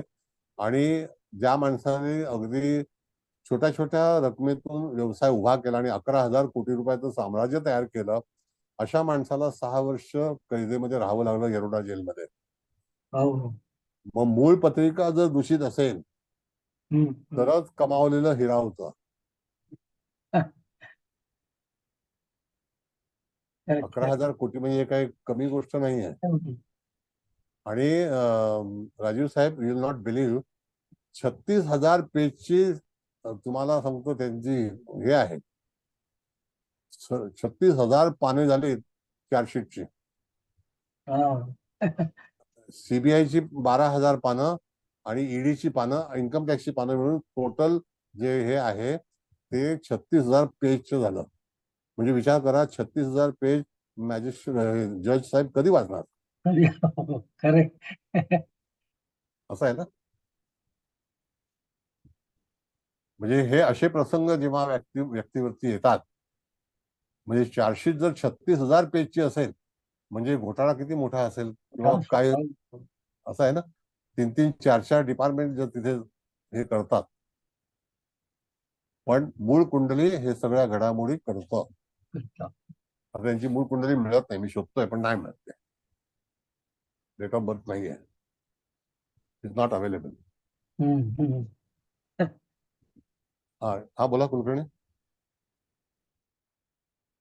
बोला बोला.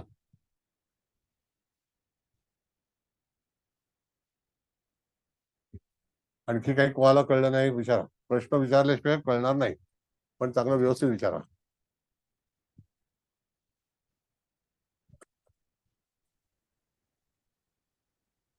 सर नमस्ते सर. नमस्ते. सर मला असा प्रश्न विचारायचा होता की या कुंडलीमध्ये जेव्हा शनी हा स्तंभामध्ये भरणी नक्षत्राला येईल तर तेव्हा तो कशा रीतीने ऍक्ट होईल, कारण तो भाग्येशी अष्टमेश. सांगतो. आता असं आहे मॅडम, 2002 साली स्तंभामध्ये शनी येऊन गेलेला आहे, कळलं का. आणि त्या व्यक्तीच्या याच्यामध्ये आपण जर बघितलं तर 2000 आणि 2001च्या दरम्यान मध्ये शनीचं भ्रमण जे आहे ते मेष राशीमध्ये होतं. त्यासोबत गुरु सुद्धा होता, कळलं का. गुरु आणि शनीची भेट ही जी आहे ही तिथे 60 वर्षानंतर झालेली आहे त्या नक्षत्रामध्ये. आता भाग असा राहिलाय की शनी जर तिथे परत कधी येणार असेल, बरोबर आहे, हो सर. असं तुमचं म्हणणं आहे ना. मग त्यावेळेला यदा कदाचित आपण जर पाहिलं तर 2000 प्लस ती झाले 2031 साली साधारणतः शनी हा बरोबर भरणी नक्षत्रामध्ये असेल. चव्हाण मॅडम 2031चं हे काढायचं 2031 एप्रिल महिना काढा.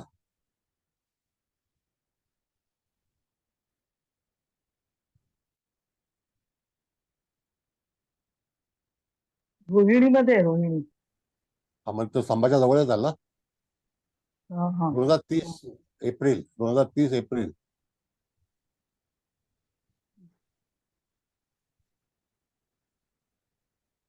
कृतिकामध्ये कृतिका म्हणजे हा, तो बरोबर स्तंभाच्या आहे. जवळून गेला. हा, तिथेच आलं, बरोबर? जवळच आहे. जवळ आला. मग अशा वेळेला जातकाच्या याच्यामधून तो त्या काळामध्ये जाणार आहे, ह्याचं पाठांतर तुमच्याकडे गोचरीचं हवं. म्हणजे गोचरीचं पाठांतर जर तुमच्याकडे नसेल तर किती वेळ तो येऊन त्रास देणार आहे किंवा येण्याच्या अगोदर सूचना मिळतात का, मिळतील का, अशा त्याचा भाग तुम्हाला विचार करता आला पाहिजे. Okay, thank you sir. बरोबर आहे? कळलं का सगळ्यांना? हो सर. हो सर. नियम पहिला समजून घ्या. भरणी नक्षत्राचा नियम हा 30 एप्रिल नंतरच होतो. हा नियम आहे. कुठलाही ग्रह ज्या वेळेला तिथे गुरु शनी हे 2 ग्रह सूर्याच्या स्थितीवरती अवलंबून आहेत, राहू केतू नाहीत. राहू केतूचं भ्रमण हे अतिशय भिन्न आहे. त्याच्यामुळे तुम्हाला त्याच्यातून महिना किंवा वर्ष तत्सम काही गोष्टी ज्या आहेत त्या तिथे तुम्हाला करता येणार नाहीत. त्यासाठी राहू केतूचा वेगळा अभ्यास पाहिजे.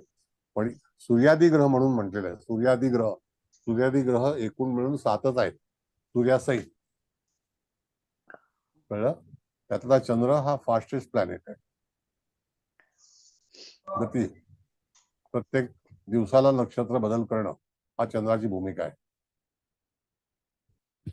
बरोबर. आता मूळ पत्रिका वाचन करायचं असेल तर तुम्ही बघा की चतुर्थ स्थानाचा फलादेश कसा मिळेल. जर चतुर्थ स्थानामध्ये बुधाची रास आलेली आहे, त्याचं जे नक्षत्र आहे ते आग्नेय दिशेला आहे आणि ते नक्षत्र हस्त नक्षत्र आहे का तिथे बघा आग्नेय दिशेला. हो सर, आहे. हा, मग आता आग्नेय दिशेला जेव्हा त्याचा चतुर्थ स्थानाचे लाभ जेव्हा पाहिजे तर ते एंट्री मधलं नक्षत्र आहे, आगमन आहे. तर यदा कदाचित जातकाला आपण सांगू शकतो की हस्त नक्षत्रामध्ये गुरुचं भ्रमण जेव्हा होणार असेल तर त्यावेळेला तो चतुर्थ स्थानाचा लाभ जो आहे तो जातकाला मिळू शकतो. आणि गुरु भ्रमण करतेवेळी कोटचक्राप्रमाणे दिशेला महत्व आहे. त्यावेळेला तुम्हाला सर्व दिशा, सर्व नक्षत्र ही कुंडलीमध्ये पाठ असणं गरजेचं आहे. ती जर पाठ नसतील तर तुम्ही फलादेश सांगू शकणार नाही. बोला.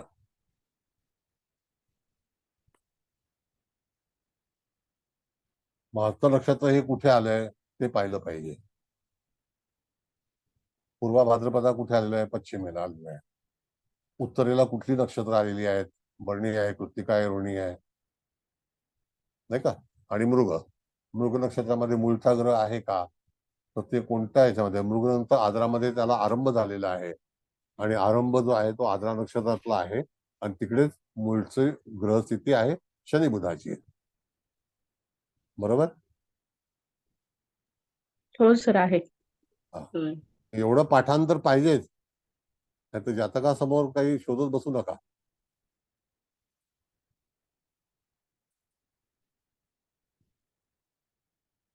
ग्रहाचं रोजचं जे फळ आहे किंवा ग्रहाची स्थिती कशी आहे तर ही तुम्हाला कॅल्क्युलेट करता आली पाहिजे. तर ग्रह हे नेहमी फलादेश देतात आणि ते आपल्या कुंडलीवरती अवलंबून असतात. मूळची कुंडली जर चांगली असेल, व्यवस्थित असेल तर अशा वेळेला जातकाच्या याच्यामध्ये निश्चितच फलादेश चांगला मिळेल, कदाचित वाईट पण मिळेल. आणि ती मूळच्या पत्रिकेवरती गोचरीचा फलादेश अवलंबून आहे. पण फलादेशाची एक स्वतंत्र मालिका आहे, ती करता आली पाहिजे. मग कोटचक्र वाचतेवेळी तुम्हाला पहिल्यांदा मूळचे ग्रह वाचायचे, त्यानंतर त्याच्यावरती गोचर अप्लाय करायचं आणि गोचर कुठल्या प्रांतातून चाललेले ग्रह आहेत त्याच्यावरती ते फलादेश देते. हा एक राजवाडा आहे, कळलं का. आणि त्या राजवाड्यामध्ये प्रत्येक ग्रहावरती जबाबदारी सोपवलेली आहे. त्याच्यामध्ये प्रजा सुद्धा आहे, राजा सुद्धा आहे. मग आपण पहिल्यांदा शिकताना सांगितले की स्तंभामध्ये कुठले कुठले ग्रह असावेत, तर रवी हा बादशाह आहे. मग त्या ठिकाणी रवीला अतिशय प्राधान्य आहे, म्हणून स्तंभामध्ये तो ग्रह आला तर इत्यादी ग्रह दुसरीकडे असतील तरी सुद्धा हरकत नाही. तर रवी गुरु हे 2 ग्रह जेव्हा स्तंभाशी संबंधित असतील त्याला जातकाचा जो काही प्रगतीचा काळ आहे तो त्याच्यावरती ठरला जातो. म्हणून जन्माचं नक्षत्र याला अनुसरून कोटचक्रची पत्रिका बनवली जाते, तयार होते. काय वाटतंय सांगा, का जास्ती वाटतंय का, भुईजड होते? नाही सर, नाही छान नाही समज सर, छान समजतंय, एकदम क्लिअर कळतंय सर. मूळची पत्रिका काढून बघा, त्याशिवाय तुम्हाला पुढचा फलादेश येणार नाही. येणार. आणि बरोबर. पत्रिका सोपी आहे, मी तुम्हाला ब्लँक फॉर्म पण पाठवलेला आहे, तर त्या हो, सर. ह्याच्यावरती तुम्ही फिल द ब्लँक करू शकता. छान कळली सर आजची पत्रिका.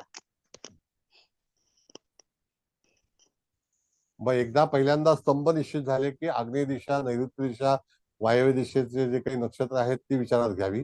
ईशान्य दिशेपासून पत्रिका बनवतोच आपण, गोचर सुद्धा तिथून अप्लाय करायची. आता हे निळ्या रंगात, लाल रंगामध्ये आपल्याकडे उपलब्ध झालेला आहे. हो सर. पण लाल रंग हा कदाचित तिथून जाणारा ग्रह कसा असेल ह्याच्यावरती तुम्हाला फलादेश दिला पाहिजे, किंवा ब्ल्यू रंगाचा जे असेल ते. हा तर बोला. एक विचारू, आता आपण म्हणालात की जन्माच्या नक्षत्रावरून पत्रिकेची सुरुवात होते, पण आपण ते लग्न नक्षत्र म्हणतो, घेतो ना ईशान्येला, तिथून सुरुवात करतो ना? हो, लग्नबिंदू मॅडम अतिशय महत्वाचा आहे. आता याच्यामध्ये लग्नबिंदू हा 13° कलेचा आहे आणि एक नक्षत्र 13° कलेचं आहे. तर त्या दरम्यान तरी सुद्धा आपण जर बघितलं तर लग्न किती अंशाचं आहे याला फार महत्व आहे. आता मला हातामध्ये पत्रिका नाहीये, तर तुमच्याकडे पत्रिका असेल तर बघा की लग्न किती अंशाचं आहे. साधारणतः 13 अंशाचं आहे का? 14-49 आहे. 14-49 आपण जर बघितलं तर आद्रा नक्षत्र हे 6°40 कलेला सुरू होते, तर 6:40 ते 10, 10 ते 13-20 म्हणजे हा कुंभ नवमाश आहे. हो. कळलं? मग कुंभ नवमाशाचं फलित सुद्धा आपल्याला द्यायला हरकत नाही. आद्रा नक्षत्रातला कुंभ नवमाश हा योग्य नाही. त्याच्या अगोदरचा नवमाश आहे तो तस्करांश आहे. कळलं? पहिला जो कृपांश आहे तोच चांगला आहे आणि मीन नवमाश चांगला आहे. मग असे नक्षत्रातले नवमाश सुद्धा सूक्ष्मांश पाठांतर पाहिजे तुमच्याकडे. हो सर. म्हणून नक्षत्र किती अंशाचं आहे, म्हणजे जन्म किती अंशाला झालाय, तर तो 14 झालाय म्हणजे कुंभ नवमाश आहे. मग लगेच कॅल्क्युलेशन ठरवायचं की नक्षत्र आरंभ 6:40 आहे, 6:40 ते 10 धनु नवमाश आहे, 10 ते 13-20 जो आहे तो मकर नवमाश आहे, तो तस्कर अंश आहे. मग 13-20 ते 16:40 कुंभ नवमाश आहे आणि 16:40 ते 20 आद्रा नक्षत्राचं चतुर्थ चरण आहे. मग पुनर्वसू सुरू होतं. मग पुनर्वसू नक्षत्र जे आहे ते खालच्या दिशेला आलेलं आहे. हो सर.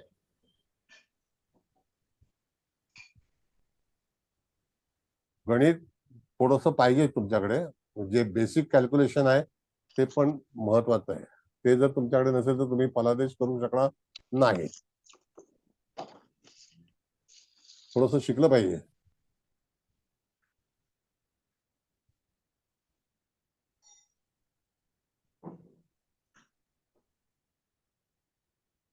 बोला चव्हाण मॅडम, तुमच्याकडे कॉम्प्युटर उघडलाय तुम्ही?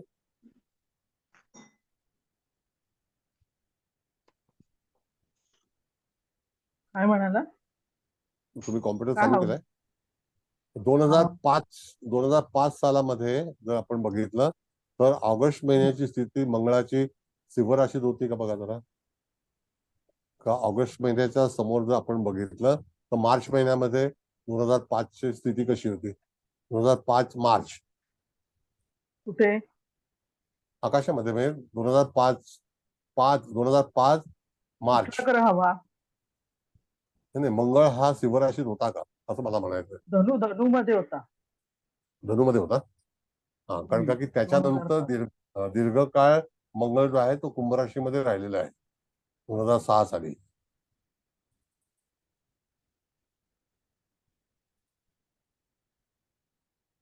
दोन 2006 वृषभेत होता मंगळ.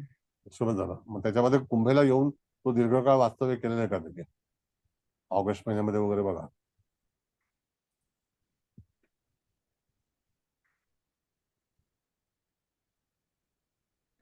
ऑगस्ट 2006 मध्ये तो सिंह हा काय राशीमध्ये म्हणता? होता. ऑगस्ट बोला बोला. 2006 ला सिंह राशीमध्ये होता तो.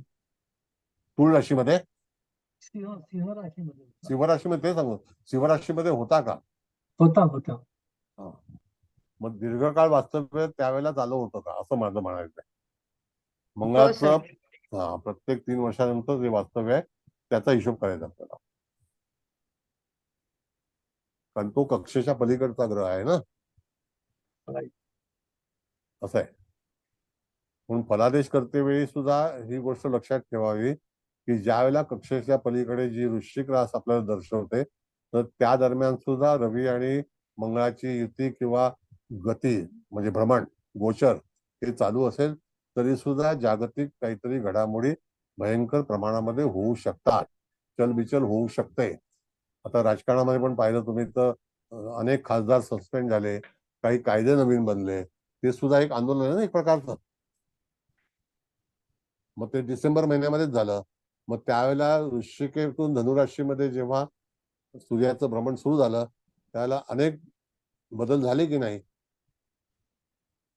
370 कायद्याचं हे झालं, सुप्रीम कोर्टाने ठरवलं 370 कायदा. मग तेव्हा वृश्चिक राशीमध्ये सूर्य होता ना, ज्येष्ठा नक्षत्रात.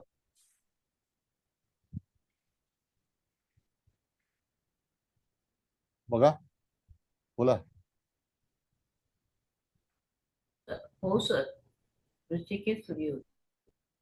मग तेव्हा कसं असतं मॅडम की आपल्याला पहिल्यांदा सूर्य किंवा त्याच्याशी संबंधित असणारे ग्रह हे जेव्हा जेव्हा त्या त्या प्रांतातून त्या राशीतून जात असतील गोचरीने, त्यावेळेला तुम्हाला निश्चितच बदल घडणार.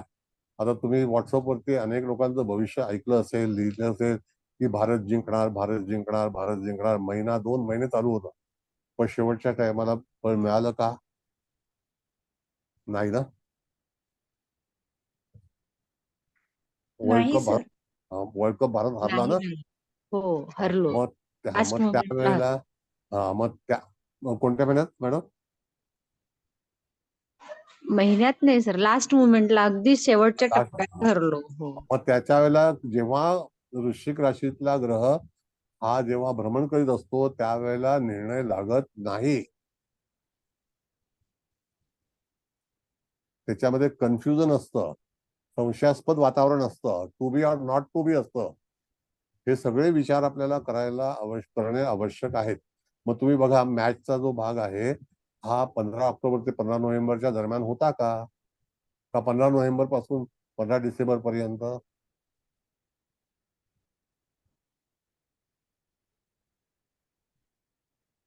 ऑक्टोबर नोव्हेंबर मध्ये होतं सर मॅच. म्हणजे 15 नोव्हेंबर मध्ये मॅच झालं होतं का? हो हो हो. मग व्हॉट्सअपला तुम्ही वाचलं असेल ना, कितीतरी लोक म्हणाले जिंकणार जिंकणार, नंतर सांगितलं की नाही, ते फलादेशामध्ये कधी कधी आपण चुकतो अंदाज. पण अंदाज चुकण्याच्या अगोदर माणसाला, मला असं वाटतं की त्यांनी तपशील द्यावा की ह्या इथून हे ग्रहांचं भ्रमण चालू आहे, त्याच्यामुळे आपण मॅच जिंकण्याची शक्यता आहे. पण शेवटपर्यंत आपल्याला कसरत करावी लागली, कारण वृश्चिक रास ही जी आहे ती कष्टाची आहे. एवढं लिखित देत नाही, फक्त जिंकणार जिंकणार, मग कशामुळे जिंकणार किंवा कशामुळे हारणार ह्याचा उल्लेख करत नाहीत ना लोक. काय वाटतं? स्पष्टीकरण पाहिजे की नाही? बरोबर आहे सर, बरोबर आहे. त्याच्या पाठीमागचं कारण दिलं पाहिजे सर त्यांनी, एखादा निर्णय सांगताना सर. आता तुम्ही तर भरपूर पोस्ट वाचले असतील ना.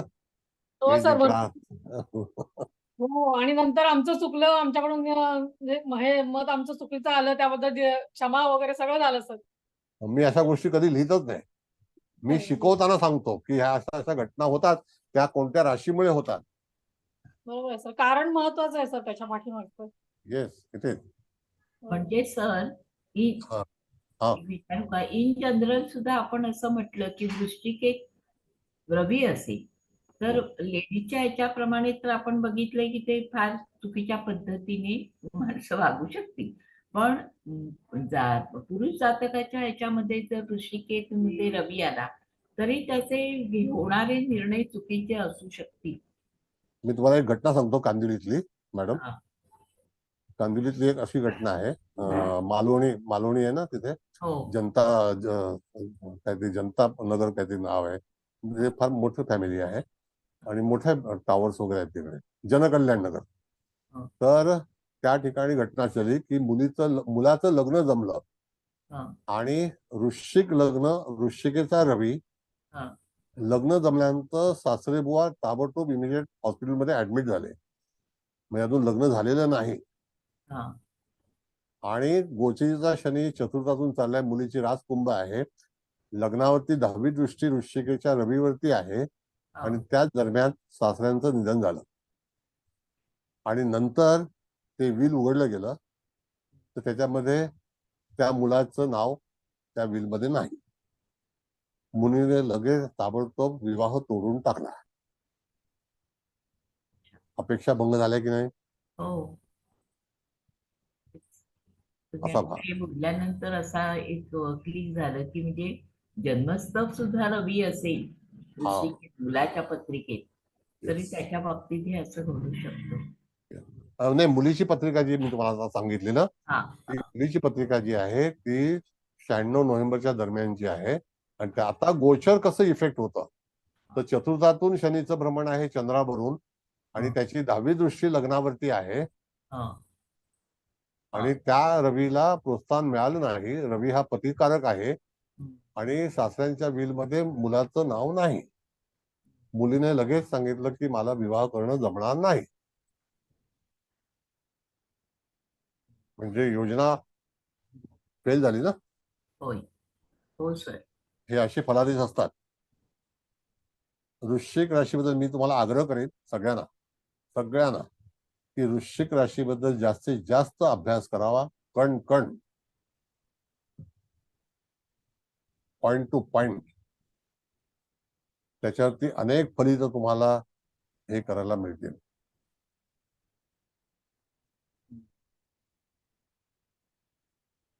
अगदी खरंय सर. वृश्चिक राशीचा जेवढा अभ्यास करू तेवढा कमी आहे. अगदी बरोबर सांगितलं सर. काय म्हणालात? वृश्चिक राशीचा जेवढा अभ्यास करू तेवढा कमी आहे सर. अगदी बरोबर सांगितलं एकदम. येस, अवश्य करून घ्या. हो सर. काही काही राशी ज्या आहेत त्यांच्याबद्दल जी गुपित आहेत आपल्याला स्टडी करायचं. आपल्याला कोणाच्या बद्दल वैयक्तिक मत नाही मांडायचं, पण बरोबर. अभ्यास करण्यासाठी म्हणून तुम्हाला त्या सगळ्या गोष्टी ज्या आहेत त्या निश्चितच तपासता आल्या पाहिजेत. खरंय सर. सर पण मॅक्झिमम लोक ना वृश्चिक राशीकडे बदनाम रास म्हणूनच बघतात. नाही, ते जाऊ द्या. आता लोक काय करतात, लोकांचा अनुभव. नाही, मी कुठल्याही राशीला कधीही नावं ठेवलेली नाहीत. मी संशोधन वृत्तीने सांगतो की बाबा तुम्ही तपासा. अनेक गुड गुपित सापडतात सर वृश्चिक राशीमध्ये. पुष्कळ. वृश्चिक म्हटलं का लोक असे झाडझाडच करतात. अरे अरे अरे बदनाम रास आहे, नको नको नको. तसं नाही. बघा, आता मी तुम्हाला एक सांगतो गोष्ट मॅडम, फार इंटरेस्टिंग आहे. मुकेश भाऊ, तुमचा क्लास आहे का? नाही सर. असं आहे की मोदींची बहीण आहे, तिचं नाव आहे वासंती. तर वृश्चिक राशीच्या कुटुंबामध्ये ह्या नावाची व्यक्ती जन्माला येते किंवा वृश्चिक लग्नाच्या व्यक्तीशी. 100% बरोबर आहे सर. येस, हा शोध आहे. सर म्हणजे माझी वृश्चिक राशी आहे, माझ्या बहिणीचं नाव वैशाली आहे. मग बघा, 100% बरोबर आहे. मग हे असा अभ्यास पाहिजे ना. हो. नाही तर हा तिकडे आहे, तो कसा आहे, तो त्याच्या युतीत आहे का, हे काय, ते बघा, हा बघा, तो बघा करता करता भविष्य विसरून जायचं. ठीक आहे. आणखी कोणाला काय अभिप्राय द्यायचा आहे? तर तुम्ही जे नावांचं वगैरे सांगता ना सर, आम्हाला शिकवा ना सर. ते शिकवणार ना, सगळं शिकवणार. येत राहा फक्त. हो आहे सर. सर आम्ही सोडणार नाहीये. आम्ही क्लास कधीच सोडणार नाही सर. ठीक आहे, चला, हरकत नाही.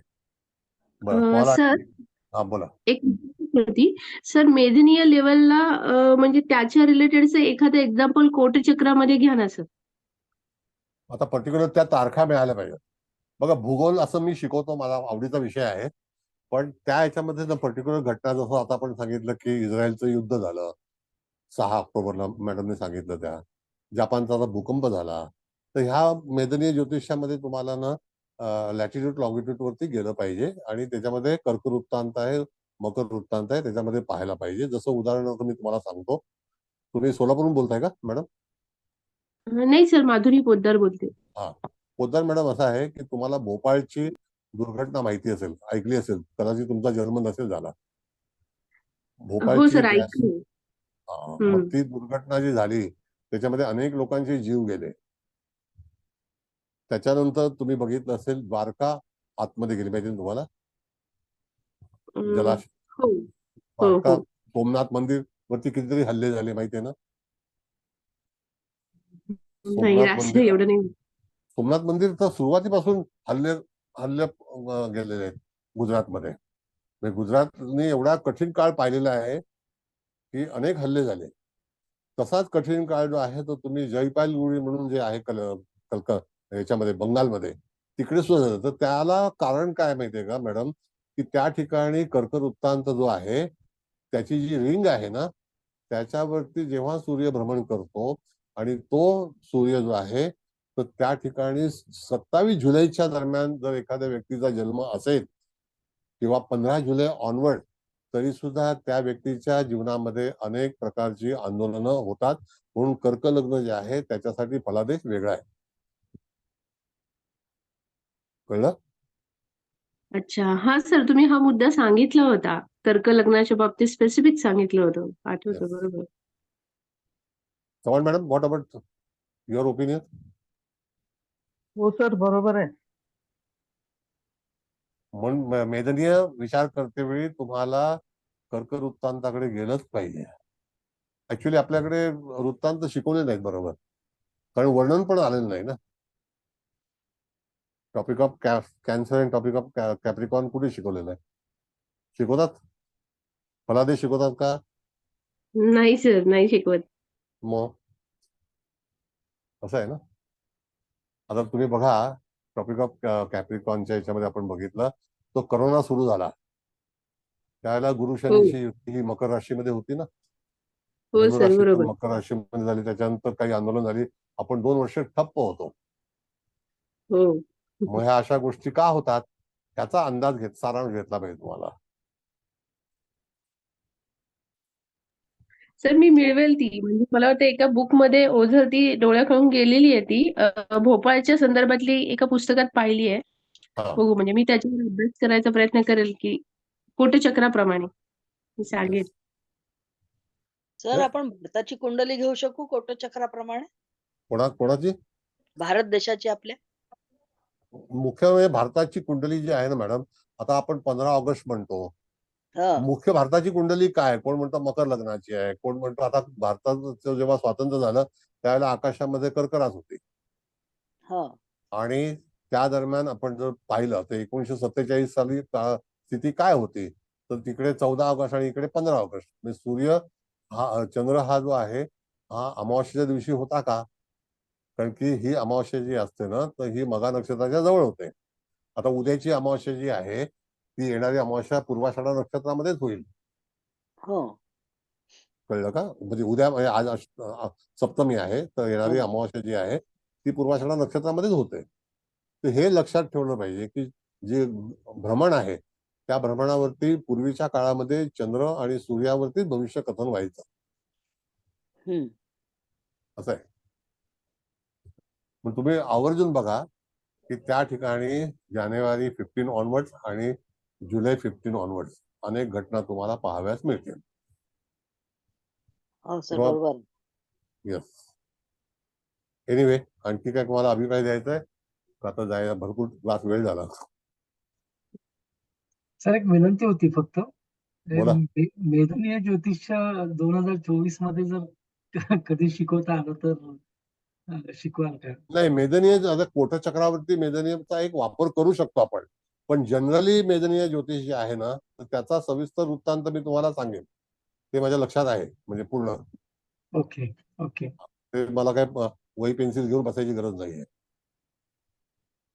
आणि तुम्ही आता वृश्चिक राशीचं जे सांगितलं ना, म्हणजे थोडं असं क्लिक झालं की गीता मॅडम क्लासमध्ये बऱ्याच इतक्या पत्रिका घेत असतात आणि त्याच्यामध्ये अष्टम स्थानाचा खूप वेळेला ते यूज होतो त्याच्यामध्ये आणि ते बऱ्याच वेळेला ते दाखवतात की अष्टम स्थानात असल्यामुळे एखादा ग्रह काय करतो किंवा कशामुळे काय प्रॉब्लेम झाला. ते आज इतकं पटकन ते असं क्लिक झालं की का वृश्चिक राशीचं इतकं महत्व तुम्ही सांगताय. ते म्हणजे लिंक मिळाली आम्हाला ऍक्च्युली त्याची. पण मी तर आग्रह करीन सगळ्यांना की तुम्ही सगळ्या राशींचा इन डिटेल्स मध्ये अभ्यास करा. केला पाहिजे. अभ्यास करणं काही चुकीचं नाही आहे. पण एखादी सर घटना एक बोलू आता का? बोला. सर तुम्ही बोलले ना जुलै महिन्यात 25 जुलै तर माझं सासर आहे ना ते कोकणामध्ये. तर 22 जुलै 2021 ला एवढा मोठा पूर आला होता महाडला की पूर्ण महाड आणि हो. चिपळूण पूर्ण वाहून गेलं होतं. बरोबर, ती नदीत इतका बस मोठा कोसळली पूर होती. आला होता. हो हा हाडला तर मी त्यावेळेस नदीत. तिथंच होते पुराच्या वेळेस. तर फर्स्ट फ्लोअर पूर्ण आमचा भरला होता आणि सेकंड फ्लोअरवर होतो पण कोणी मदतीला पण नव्हतं आणि लाईट वगैरे गेलेलं सगळं खूप म्हणजे रात्रीचं खूप हे झालेलं. तर 22 जुलै होती त्यावेळेस तारीख. हो. आणि 2005 साली पण एकदा पूर आला होता महाडला. तो 5 जुलैला आलेला. तर तेव्हा सुद्धा असंच झालेलं सगळं. तुम्ही बोलले ना तो जुलै मागचा महिन्यात 26 जुलैचाच होता. पूर होता ना, 26 जुलैचा. तो पण 22 26 जुलैचाच होता पूर. हा 22 जुलैला आला होता महाडला पूर. आता महाडची ठीक आहे, हरकत पूर्ण. नाही. पण शेवटी काही घटना ज्या आहेत ना madam, no problem, you are right. काही घटना ज्या आहेत ना त्या आपल्याला अभ्यास केला पाहिजे. म्हणजे तुम्हाला सुद्धा स्वतंत्रता आहे की तुम्ही आता जे विश्लेषण केलं हे गृहीत धरतो आम्ही. तुमचा प्रश्न फेटाळला नाही. कळलं ना? हॅलो. हो सर बरोबर आहे. कारण का की ह्या घडामोडी आपल्याकडे बघितल्या पाहिजेत. आता तुम्ही जी घटना सांगताय त्याच्यामध्ये अख्खी बस वाहून गेली होती, ती अजून मिळाली नाही. अनेक कार वाहून गेल्या आणि ते सगळं अरबी समुद्रामध्ये निघून गेलं, कळलंच नाही. आणि हो रात्री सर आणि ते जे तळ आहे ना म्हणजे बाबासाहेब आंबेडकरांचं हो तळ हो हो त्या येस. तिथे कधीच पाणी येत नाही कधीच. पण पण ते आलं 22 जुलै 2021 ला सगळ्या ज्यांनी कार लावल्या होत्या ना त्या सगळ्या तळ्यात पडल्या. सगळ्या गेल्या. सगळ्या बुडाल्या त्याच्यात तळ्यामध्ये एवढ्या मोठ्या. एवढा मोठा पूर आला होता. तिकडे बघा मी तुम्हाला सांगतो, इथून जाताना डाव्या बाजूला एक लेणी लागते, बघितलं तुम्ही कधी? हो हो महाडला आहे लेणी. लेणी आहे ना तिथे. हो महाडचा आहे सर. लेणी आहे आणि ती प्राचीन लेणी आहे. त्या लेणीला साधारणतः 10,000 वर्ष झाली. हो सर. हो तर अशा लेणी काही आहे तिथे गोष्टी बरोबर. लेणी आहेत, त्या काळातली लेणी आहे. एनिवे दुसरं कोणाला काही बोलायचं आहे? आता मी जी भोपाळ गॅस दुर्घटनाबद्दल बोलले होते ना, तर त्याचे डिटेल भेटले मला. तर सर ते वृश्चिक लग्नाला म्हणजे 2 डिसेंबर 1984च्या दरम्यान ती घटना घडली. आणि ते टायमिंग असा भेटला की सकाळी 6:30 वाजता भोपाळमध्ये. आणि त्यावेळेस वृश्चिक लग्न होतं. लग्नात रवी हर्षल केतू होता. नंतर धनुराशीमध्ये बुध गुरु शुक्र होते आणि मंगळ सर मकरेला होता. म्हणजे आणि काहीतरी घडामोडी झाल्याच. हो बरोबर. मग ते आपण वृश्चिक लग्न हर्षल त्यावेळेस केतू. एवढ्या घडामोडी झाल्या ना भोपाळ दुर्घटनेत. लोक अक्षरशः आपले प्राण वाचून आपल्या प्रत्येक नातेवाईकांकडे पळून गेले. एवढे हे झालेलं त्यावेळेस. बरोबर आहे. आता कसं आहे मॅडम की हे जो मी संदर्भ तुम्हाला दिले हे सगळं अभ्यासासाठी आहे. जर तुमचं नॉलेज वाढवायचं असेल तर तुम्हाला असा संदर्भ घेऊनच कथाकथन केलं पाहिजे. Yes sir. नुसती पुस्तकं वाचून किंवा पुस्तकातले उतारे काढून काही होणार नाही. स्मरणशक्ती वाढवण्यासाठी जास्ती प्रयत्न केला पाहिजे. कळलं? बरं, आता समारोप करायचा आहे. तर तुम्हाला काही बोलायचं असेल बोला. पुढच्या वेळेला आपण प्रश्न घेऊ. क्लास कसा वाटला, काय परिचय फलादेश आहे सांगा. चव्हाण मॅडम तुमचा काय अभिप्राय आहे? तर तुमच्यासारखी कुंभरास आम्हाला नाही मिळाली आहे ना. कुंभीचा घरा काय करायचं. तुम्हाला शिकवता येतं ना बरोबर? खूप सुंदर, सर. खूप सुंदर खूप झाला छान क्लास सर, तर. खूप छान. एवढं माहिती दिली आहे, एवढी ग्रहांची. खूप सुंदरच झाला क्लास. छान एकदम. अप्रतिम. थँक्यू. God bless you. 2 मिनिटं बोलते. Thank you sir. हा, सर तुमच्यामुळे एक मिनिट मॅडम बोला मग बोला. तुम्ही. सरांना एक सांगायचं होतं की अशीच एक घटना माडला झाली होती की तो पूल पडला होता. 2 का 3 एसटी कार वगैरे सगळ्या पडल्या ना, त्या परत कधीच मिळाल्या नाही. एवढा मोठा नाही, नाही. पूल पण पडला होता तिथे. बरोबर आणि त्या दिवशी अमावस्या होती आणि सर. बरोबर आहे. ती घटना झालीच ना, त्यावेळेला भरपूर घटना झाल्या. म्हणजे अशा घटना आपल्याला, आणि कसं असतं मॅडम तुम्हाला सांगतो, आपण जगाच्या फार पलीकडे आहोत, जगाच्या अलीकडे आहोत. पलीकडेच काय काय घटना होतात आपल्याला कल्पना नाहीये.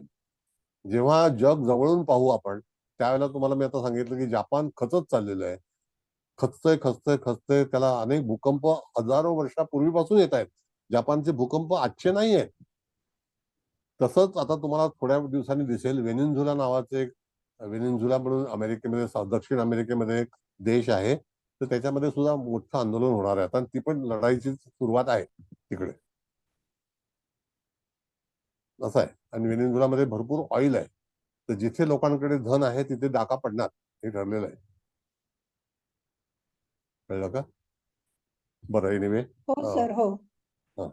आणखी काय अभिप्राय बोलायचा आहे सांगा. नंतर बराच वेळ झाला, आता आज क्लास भरपूर चाललाय. बोला मॅडम तुम्ही, चालेल. तर आता तुम्ही म्हणालात त्याप्रमाणे आयुष्यात घडणाऱ्या घटनांनुसार आपण जर ग्रह आणि त्या घटनांचा कालावधी याचा विचार केला तर आपण ग्रहांच्या करामती ह्या जास्त चांगल्या जाणून घेऊ शकतो. याच्यात आजच्या लेक्चरमध्ये रवी हा ग्रह कोणत्या कोणत्या ग्रहाच्या जवळ आल्यानंतर किंवा कोणत्या कोणत्या महिन्यातून प्रवास करत असताना कोणत्या जागतिक किंवा आयुष्यातल्या घटनांमध्ये परिणाम करतो याविषयी खूपच चांगली माहिती, उद्बोधक माहिती आज तुम्ही दिली. आजच्या कोटचक्रातल्या कुंडलीप्रमाणे गुरु आणि रवी यांची सुद्धा पोझिशन कोटपाल म्हणून किंवा ज्या ठिकाणी तो आधी बसलेला आहे, जे कोटपाल आणि याच्याप्रमाणे त्याची पोझिशन जेव्हा येते तेव्हा कोणते परिणाम साधतात याची पण माहिती खूप चांगली मिळाली सर. मंगळ आणि चंद्र यांचं जेव्हा भ्रमण होतं किंवा मंगळ आणि गुरु चंद्र आणि गुरु हे जेव्हा गोचरीने आणि याच्याप्रमाणे एकत्र येतात तेव्हा येणारी सिच्युएशन ही सुद्धा खूप चांगली कळली. तसंच नैऋत्य दिशेला कोणत्या ग्रहांचं वास्तव्य असावं किंवा कोणते ग्रह त्या दिशेने गोचरीत येतात तेव्हा त्याचे कसे गंभीर परिणाम होऊ शकतात. विशेषतः शुभ ग्रह हे जर नैऋत्येला गेले तर त्याचे हानिकारक परिणाम कसे आहेत. शनी, राहू आणि केतू याचे त्या मनाने सौम्य परिणाम दिसतात, कारण ते त्या मनाने टफ ग्रह आहेत, टफ आहेत म्हणून ते तिथे चांगल्या पद्धतीने रिॲक्ट करू शकतात. तर ह्या खूपशा गोष्टी, विशेषतः वृश्चिक राशीतील रवी हा नेहमीप्रमाणे रंजक आणि चांगल्या पद्धतीने आज आपण सांगितलं. आणखी एक निर्णयात्मक अशी भूमिका कळली की वृश्चिकेचा रवी हा आयत्या वेळेस कसा फसगत करतो आणि आपला निर्णय बदलायला लावतो. तर ह्या गोष्टीचा सुद्धा खूप चांगल्या पद्धतीने आपल्याला पत्रिका वाचनामध्ये किंवा घडलेल्या घटनांमध्ये विचार करण्यासाठी उपयुक्त होईल. तर असे बरेचसे जुलै 15 ऑनवर्ड्स येणारी रवीची पोझिशन आणि घडणाऱ्या जागतिक किंवा मोठ्या पातळीवर होणाऱ्या अपघातात्मक घटना याचा सुद्धा चांगला उल्लेख केला आणि बऱ्याच माझ्या मैत्रिणींनी त्याच्यावर खूप अनुभव दिले. तर या सगळ्या गोष्टींनी आजचं लेक्चर हे खूप चांगलं समृद्ध झालेलं आहे. किंवा नवीन वर्षातलं माझं पहिलं लेक्चर हे मला खूप चांगलं ऐकायला मिळालं. तेव्हा सर आपले खूप खूप धन्यवाद. साहेब मॅडम, की आता माझा मुलगा गेलाय बेळगावला, तर त्यांनी आता मला फोन केला की पेट्रोल भरायला गाडी उभी केली, 80वा नंबर आहे. हो, काल तो प्रॉब्लेम खूप होता 3 दिवस. पेट्रोल नाहीये, 80 गाड्या लाईनशीर आहेत. साधारणतः 200 गाड्या आहेत. गेले 8.5 तास झाले फक्त रांगेमध्येच आहेत. म्हणजे अशी काही जी स्थिती तयार होते तर त्याला कारण आता पेट्रोल शिवाय तर मनुष्य येऊ शकणार नाही. 6:30 वाजता त्यांनी सांगितलं की 80वा नंबर आलेला आहे मला, टोकन दिलं 80 नंबरचं. म्हणजे हे असं सगळं घडामोडी किंवा युद्ध हे सगळं चालू होतं. कुठले कुठले ग्रह त्यावेळेला आकाशामध्ये, तर आकाशाची जी काही खगोल आहे त्याच्यावरती भूगोल डिपेंड आहे. मग तुम्हाला भूगोल आणि खगोल दोन्हीचा अभ्यास चांगल्यापैकी केला पाहिजे. एनिवे, आता कुबल मॅडम आहेत, समारोप करतील. मुकेश भाऊ, तुम्हाला काय बोलायचं आहे का? बोला. सर, फक्त मी 1 मिनिट बोलू का? 1 मिनिट 1 सेकंद. मी आरती जोशी बोलते. नमस्कार सर. नमस्ते. मला असं म्हणायचंय की हा क्लास जेव्हा मी जॉईन केला आणि जेव्हापासून हे 2-3 लेक्चर झाले मी ऐकते, तेव्हापासून आता तुम्ही सगळे मोठे मान्यवर लोक आहात. मी तुमच्यापेक्षा खूप लहान आहे, वयानेही आणि बुद्धीनेही. तर मी जसा हा ज्योतिषशास्त्राचा अभ्यास करायला घेतला, परंतु कसं असतं, आपण एक ज्योतिषशास्त्र बघत असताना किंवा एखाद्या जातकाची कुंडली बघत असताना फार पर्टिक्युलर प्रश्न असे असतात, फक्त लग्न, नोकरी वगैरे. तर फक्त ज्योतिषशास्त्र इतक्याच गोष्टीपर्यंत मर्यादित नसून त्याचा भूगोलशास्त्रावर, खगोलशास्त्रावर कसा परिणाम होतो आणि कशा मोठ्या-मोठ्या घटना घडतात आणि त्याच्यानुसार ग्रहांची स्थिती, नक्षत्रांची स्थिती कशी असली पाहिजे, हे जेव्हा तुमच्याकडनं ऐकायला मिळतंय, तर ते मला तरी वाटतं की हा अभ्यास अजून म्हणजे मी आताच कशा चांगल्या प्रकारे करू शकते, की तुमच्यासारखे लोकं मला मिळालेत आणि मी तो अनुभव घेते. तुमच्या अनुभवी लोकांकडून मला ते ऐकायला मिळतंय. खूप खूप धन्यवाद सर. धन्यवाद. बरं. सर, कसं आहे, तुमची स्तुती करणं म्हणजे तुमच्या काय बोलावं हा प्रश्न पडतो. परंतु आता हे आपलं जवळजवळ 9वा की 10वा लेक्चर आहे कोटचक्रातला. आता ही मांडणी जी आहे ना, तुम्ही जी सांगता ना, ते फार सोप्या पद्धतीने सांगता. कोटचक्र म्हणजे एक प्रकारचा किल्ला आहे तो. किल्ल्यामध्ये बसलेला राजा आणि त्याचे असलेले बाकीचे सगळे सैन्य, अशा अनुषंगाने जर व्यवस्थित त्याला जर घेतला तर विश्लेषण करणं फार त्या ठिकाणी सोपं जाईल. तर आणि सोपं करूनच तुम्ही नेहमी शिकवता. चिपळगट्टी सरांनी सुद्धा मस्तपैकी एक कुंडली बनवून दिली. मला पण त्यांनी एक पाठवलंय सर. तर कोटचक्र ह्याच्यामध्ये पण तुम्ही मागं म्हणालात की जगन्नाथ होरामध्ये कोटचक्र आहे, परंतु तो अक्षर वगैरे फॉन्ट मोठा आहे, त्याच्यामुळे तो ग्रह दिसत नाहीत बरोबर. तर आपण जे काही शिकवता, जे काही जेवढे सगळे विषय आपण घेता, ते खरोखरच त्याच्यामध्ये काहीतरी नाविन्य असते नेहमी. म्हणजे नेहमी जसं आपण असं म्हणू की पुस्तकामध्ये जे काही गोष्टी असतात त्याच्या पलीकडे जाऊन तुम्ही नेहमी देत असता. आणि बऱ्याच वेळेला असं होतं की तुम्ही एखादा क्लू सोडता. जसं आता मगाशी मला वाटतं कुलकर्णी मॅडम म्हणाल्या की तुम्ही जे काही नावांवरनं वगैरे बघता, जे काही नावांवरनं की आम्हाला सांगता, ते आम्हालाही शिकवा. म्हणजे कुतूहल जे तुम्ही काही निर्माण करता, हा तुमचा एक आघात असा एक वेगळा सर ज्ञान आहे. तर तुमच्या ज्ञानाला सर खरोखर सलाम. It's okay. सलाम मत करो, खाली सुनो. सलाम करना है तो मोदी जी को सलाम करो, बाकी कोई दुनिया के अंदर इस समय में सलाम करने लायक आदमी नहीं है. मोदी जी को ही सलाम करना है. आता जे मोदी सर कायदे आणलेत ना, हो सर. अप्रतिम, भयंकर, हो, देशाला पूर्ण सुधारून टाकणार. खरी गोष्ट आहे. अक्षता आल्या सर आज. हा, अक्षता वाटतायत त्या आल्या सर घरी. हो ना. हो आल्या सर. छान 1 चाललाय ते कार्यक्रम. सुंदर. 1 ते 15 तारखेपर्यंत अक्षता वाटून पूर्ण करायचे आहेत. नाही म्हणजे तो जो काही भाग आहे तो त्यांच्याशिवाय तो सुद्धा कोण करू शकला नाही. हो सर. जे हो. प्रेम आहे भगवंताबद्दल एवढं केलेलं आहे, अशा माणसाचीच गरज आहे आपल्याला. हो सर. आणि अशा अयोध्या व्यक्ती, पूर्ण राममय करून टाकली सर. Yes yes. शरयू नदी एक काळामध्ये काय त्याचं हे आहे, प्रभू रामचंद्र असं आहे. ते प्रभू रामचंद्राला ओळखायला आपल्याला तसं नशीब पाहिजे. हो सर. नाही तर आणि मुखात रामाचं नाव नाही येणार. आपण जर भाग्यवानात की आपल्याला मंदिर आता बघायला मिळते होताना. नक्की नक्की 100%. 500 वर्ष लोक, 500-550 वर्ष झुजली लोक त्याच्यासाठी. कुबल मॅडम, श्रीकृष्णाने पाठवलेलीच व्यक्ती. हो मॅडम, खरी गोष्ट आहे. परमेश्वरानेच पाठवले. परमेश्वराच्या शिवाय काही होत नाही. तुम्ही आम्ही सगळेजण परमेश्वराशी संबंधित आहोत. कुबल मॅडम, समारोप होय, करा. करते. हो करते. नाही, बोलत होते ना सगळे म्हणून थांबले होते.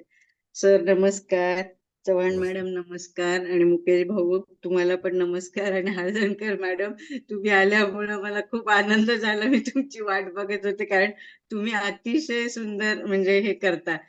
सरांनी जे सांगितलं ते सारांश रूपाने सगळं सांगितलं. आता मला सांगण्यासारखं काही नाही. तरी सुद्धा मी एक राजीव सरांनी जेव्हा प्रश्न विचारला ना, तर सरांनी म्हणजे हे मला सांगितलं खूप आवडलं आणि हे जरुरी पण आहे. म्हणजे गणिती पद्धतीचं आम्हाला सगळ्यांना अजून मॅडम तर सारखं अगदी छडी घेऊन बसल्यासारखं आम्हाला सांगत असतातच, पण तरी त्यांच्या इतके नाही आम्हाला अजून येत, पण यायला लागले बरंचसं. तर तो अभ्यास केला तर म्हणजे तुम्ही सांगताय की हे कोटचक्रावरून फक्त कोटचक्र आपण वापरलं तरी म्हणजे मिनिटापर्यंत आपण जातकाला म्हणजे ते इव्हेंट्स सांगू शकतो. हे म्हणजे खूप अगदी डोक्यात माझ्या फिट बसलंय आणि आता आम्ही गणिताचा खूप छान अभ्यास करणार. सगळ्यांच्या वतीने मी तुम्हाला आश्वासन देते. आणि मग बाकीचे तर छोटे छोटे पॉइंट, छोटे नाही महत्वाचे आहेत, जे तुम्ही म्हणजे ग्रह राशांतर करताना म्हणजे त्याची गती वाढते. त्याच्यानंतर आता ह्या पत्रिकेत आपण बघितलं तर रवी गुरु सारखे ग्रह गोचरीने स्तंभाकडे जात आहेत. त्यामुळे त्या काळात त्या जातकाला म्हणजे काय चांगलं झालं असं, म्हणजे तो प्रगती पथावर असेल. पण हेच जर समजा राकेश म्हणजे राहू, शनी आणि केतू सारखे जर चालले असते तर त्याला म्हणजे थोडंसं त्रासही झाला असतं किंवा त्याची प्रगती न होता अधोगतीकडे गेला किंवा त्याचं नुकसान झालं असतं असं आपण बघू.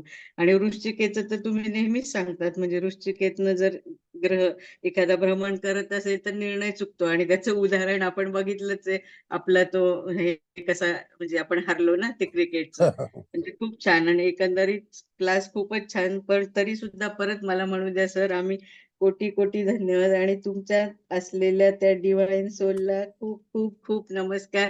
असंच आम्हाला छान छान शिकवत राहा आणि आम्ही शिकू पण. नक्की. खूप धन्यवाद. थँक्यू. परवाचा क्लास कसा वाटला तुम्हाला? खूप छान. सांगितलं ना मी, छानच ना तो मेष लग्नाचा ना, तो हो. पण म्हणजे खूप, कारण तुम्ही जे शिकवता ना ते अगदी प्रॅक्टिकली आम्हाला प्रूव्ह होतं. आता पुस्तकं तर बरेच आहेत आपल्याला, आपल्याकडे आहेत, कुठे मिळतात सुद्धा, पण ते पुस्तक वाचून आम्हाला त्याच्यातलं काही सगळं डोक्यावरनं जातं.